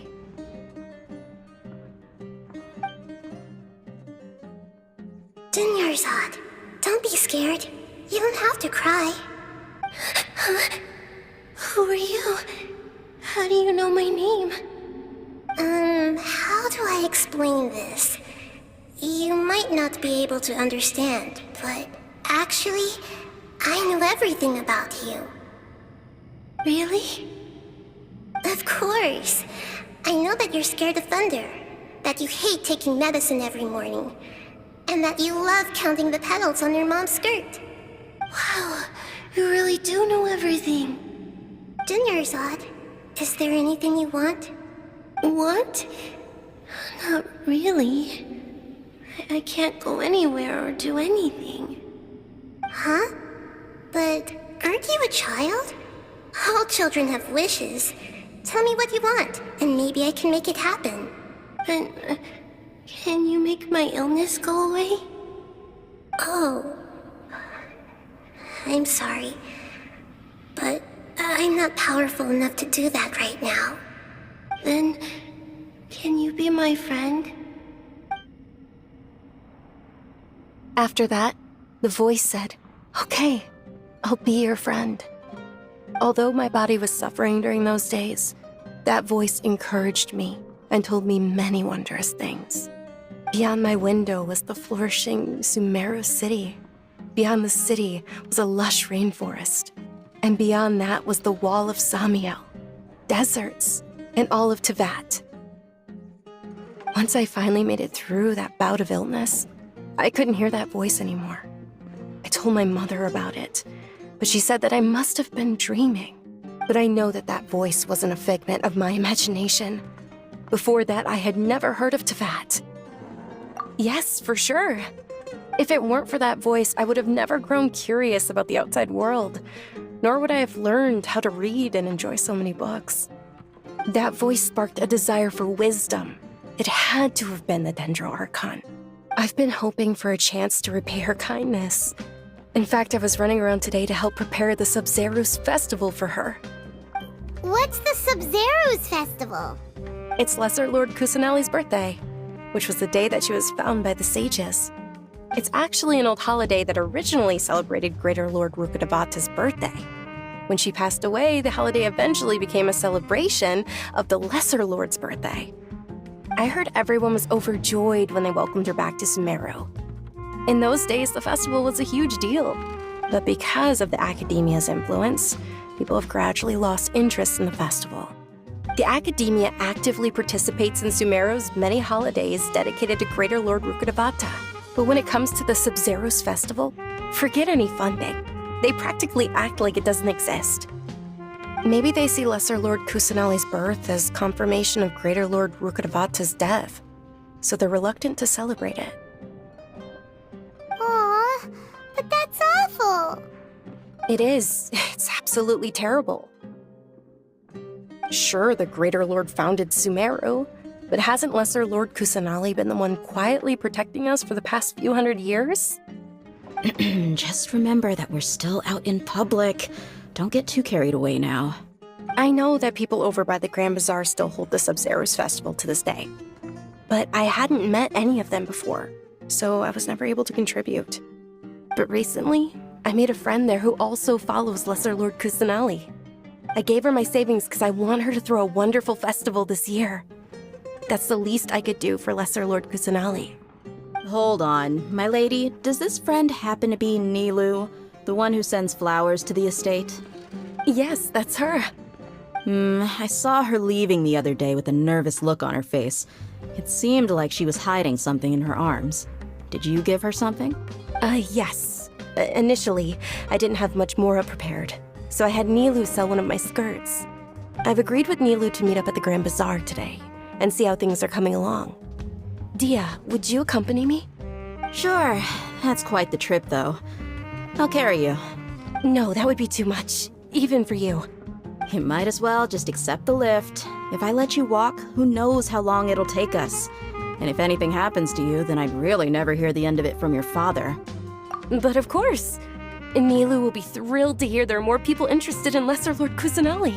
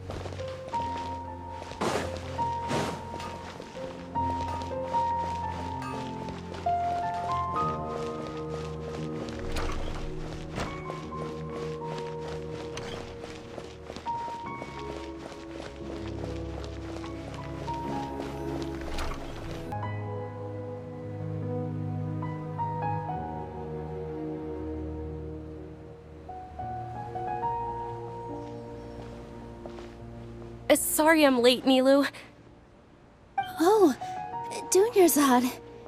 It was taking you so long that I assumed you got trapped at home, but you made it in the end. Uh-oh. But if Dia's here, that means you got caught, right? You could say that, but everything worked out. She's on our side now. Not completely. Oh, and who are these two? Oh, meet the Traveler and Paimon, my two newest friends. They're visitors who just arrived at Sumeru City and are looking for information on Lesser Lord Kusanali. So you're followers from another land? That's wonderful. You two absolutely mustn't miss the Sabzeruz festival. By the way, Dunyarzad, we've already started decorating the Grand Bazaar. It looks spectacular, thanks to your generous contribution. You're very welcome. It's the only thing I could do. Do you still have enough Mora? Probably? But don't sweat it. We've already finished renovating the stage. Come on, I'll show you.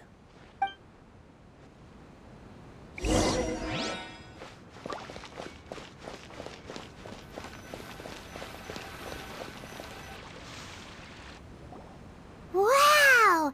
This place is amazing! Not bad. Last time I was here, the stairs were full of holes. The stairs were nothing.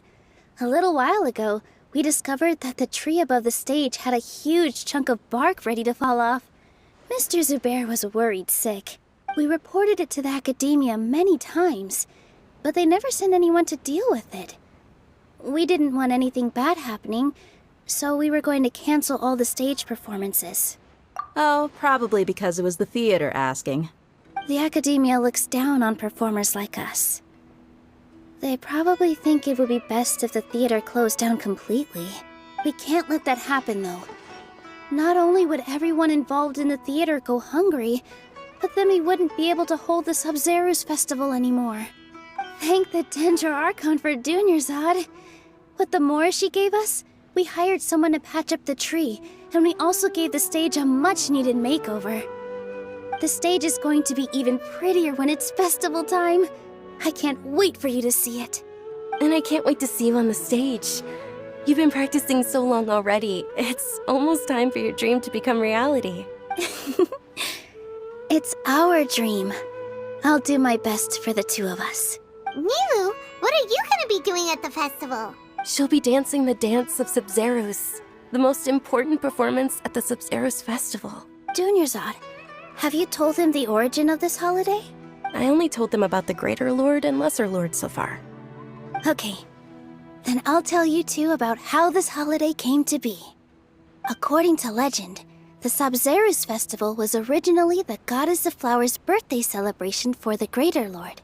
A long, long time ago, on one of Greater Lord Rukkhadevata's birthdays, her friends threw her a celebratory banquet. Some of the gods got drunk. One started playing music, and the Greater Lord started singing, so the Goddess of Flowers began to dance. As she danced upon the grass, countless beautiful parisaras began to bloom wherever she stepped. Those brilliant purple flowers became her dazzling stage. All the gods clamored, "Oh, if only time could stop at this very moment." Of course they did. When people mention the gods, they always think of the Archon War. But Sumeru's gods also had happy times. Although they aren't around anymore, they're preserved in our tradition of dance. This outfit I'm wearing is apparently based on how the goddess of flowers looked. Though we're just tiny people compared to the divine, we still have to do our best to make sure that the birthday girl feels loved on her special day. Nilu, you of all people will definitely be able to convey our well wishes to the Dendro Archon. I also noticed that you went the extra mile and scattered Padisaras around the stage. They symbolize the goddess of flowers, after all. It's just a shame that all the real Padisaras went extinct after her death. Yeah. The Greater Lord brought forth Padisaras in memory of the goddess of flowers, but she ultimately could never truly replicate that beautiful purple. Thinking about the goddess of flowers dance makes me wish I could have seen it. If my stage were anything like that, I'd be thrilled if I had just 2 real Padisaras on the stage. So, Traveler and Paimon, what do you think? Interested in the Sabzeruz festival? Will you two be coming? All of Lesser Lord Kusanali's followers will be there for her birthday. It'll be a good opportunity for you to learn more about her. Ooh, Paimon thinks that's a great idea! Of course Paimon wants to watch. Those 2 things aren't mutually exclusive, you know. So how about we all attend the Sabzeruz festival together? Dunyarzad, let me show you which stage decorations we've picked out so far. Traveler and Paimon, if that doesn't sound interesting to you, then feel free to explore the area. Everyone at the Grand Bazaar loves Lesser Lord Kusanali, and we're all looking forward to the Sabzeruz festival. In that case, we'll take a look around.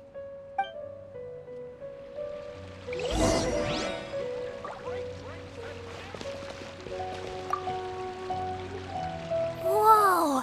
What's with your yellow hair? And why do your clothes look so funny? Are you an Outlander? Did you know that the Sabzeruz festival is about to happen? There'll be loads of fun things to do at the festival. But the best part is when Ferris, the Knight of Flowers, passes out candy to everyone!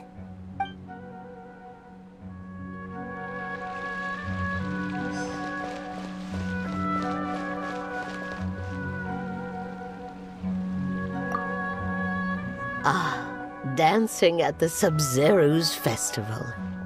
You know, I also danced when I was younger. As a child, I even asked my grandmother why we performed the dance for the Lesser Lord when it was originally done to honor the Greater Lord. My grandmother said that Greater Lord Rukkhadevata is a beloved deity and honored by all. And Lesser Lord Kusanali is too.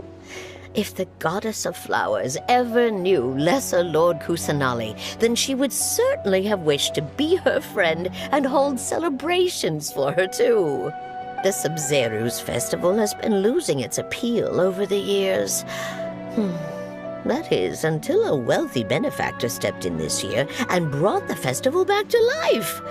I heard she forked out a lot of mora to make it all happen.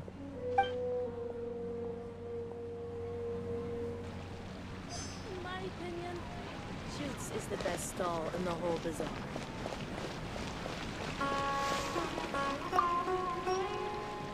Things are really shaping up, and there's a buzz around the festival this year. We're expecting people from all over to come by this year and buy things during the festivities. Don't be fooled into thinking that Sumeru City has the best of everything. Some festival snacks are only offered here in the Grand Bazaar. And when it comes to musicians, dancers, or singers, the Grand Bazaar's got the best of the best. Sure, those folks at the Academia might not like it, but what's a festival without song and dance?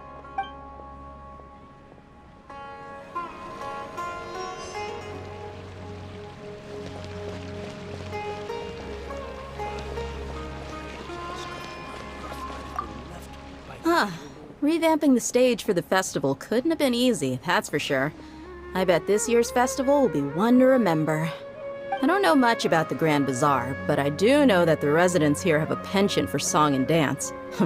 Two things that the academia doesn't particularly approve of. Oh, and the perfume sold around here is a lot better than what you'll find elsewhere. The fragrances are longer lasting and they're gentler on your skin and... I mean, that's what I've heard at least.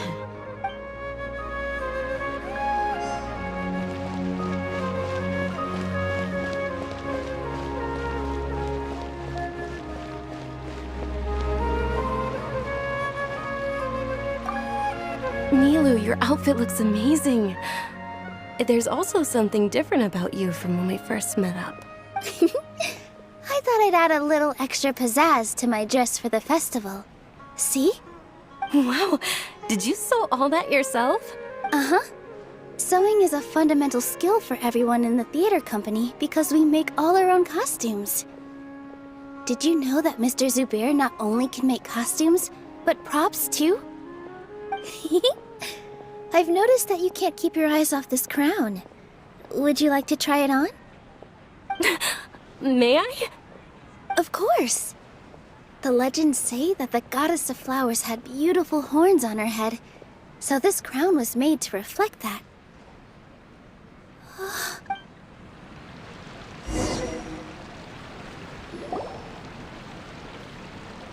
Hey! Is that who Paimon thinks it is? It looks like... Catherine!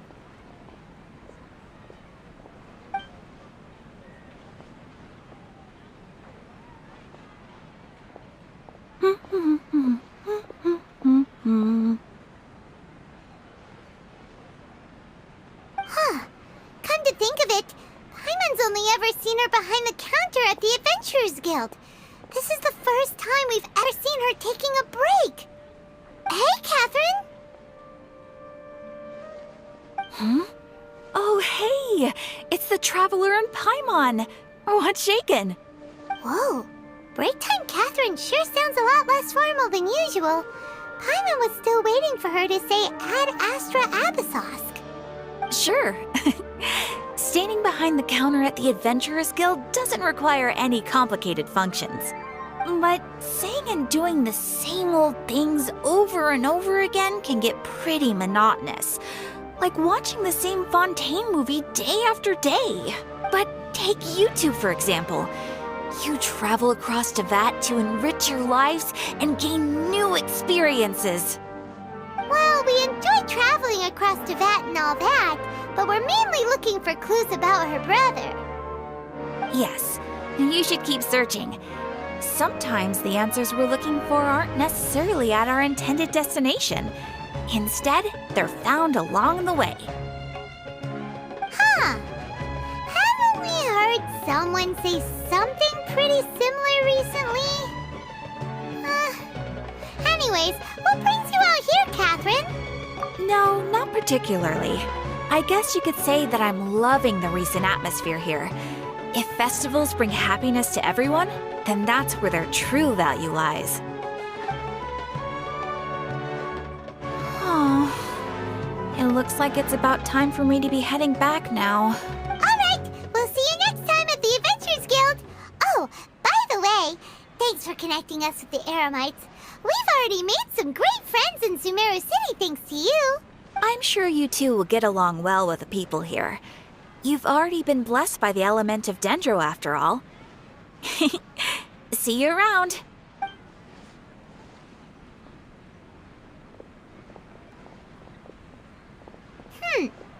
There's something really different about Catherine today. Hey, Traveler. Paimon. Oh, hey, Dia. What's going on? I've got something to tell ya. My lady knows you're looking for ways to meet Lesser Lord Kusanali, and she's been trying to come up with a way to help you.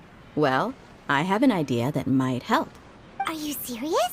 We'd love that! It might not necessarily pan out, so don't get your hopes up too much. I'll need to take you two somewhere and ask someone some questions. My lady is feeling a little worn out at the moment. Nilou's found a place for her to rest. After I take my lady home, let's meet in front of the Citadel of Regzar. Sounds Let's head over to the Citadel of Rexar and wait for Dia.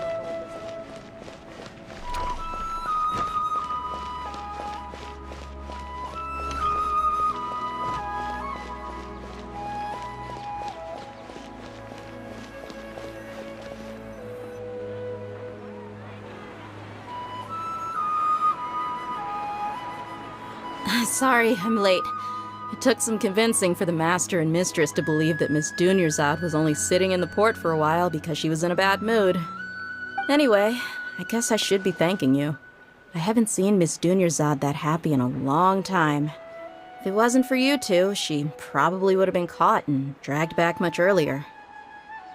You sure sound a whole lot nicer than when we first met, Dia. Who would have thought you had such a soft spot for Dunyarzad?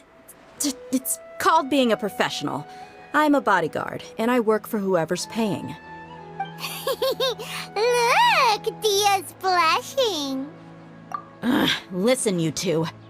I don't expect to be working for Miss Dunyarzad very long, but I hope to finish things on a positive note if possible. Let's cut the chit-chat and head into the Citadel. We'll see if the person I know has a way for you two to meet with the Lesser Lord.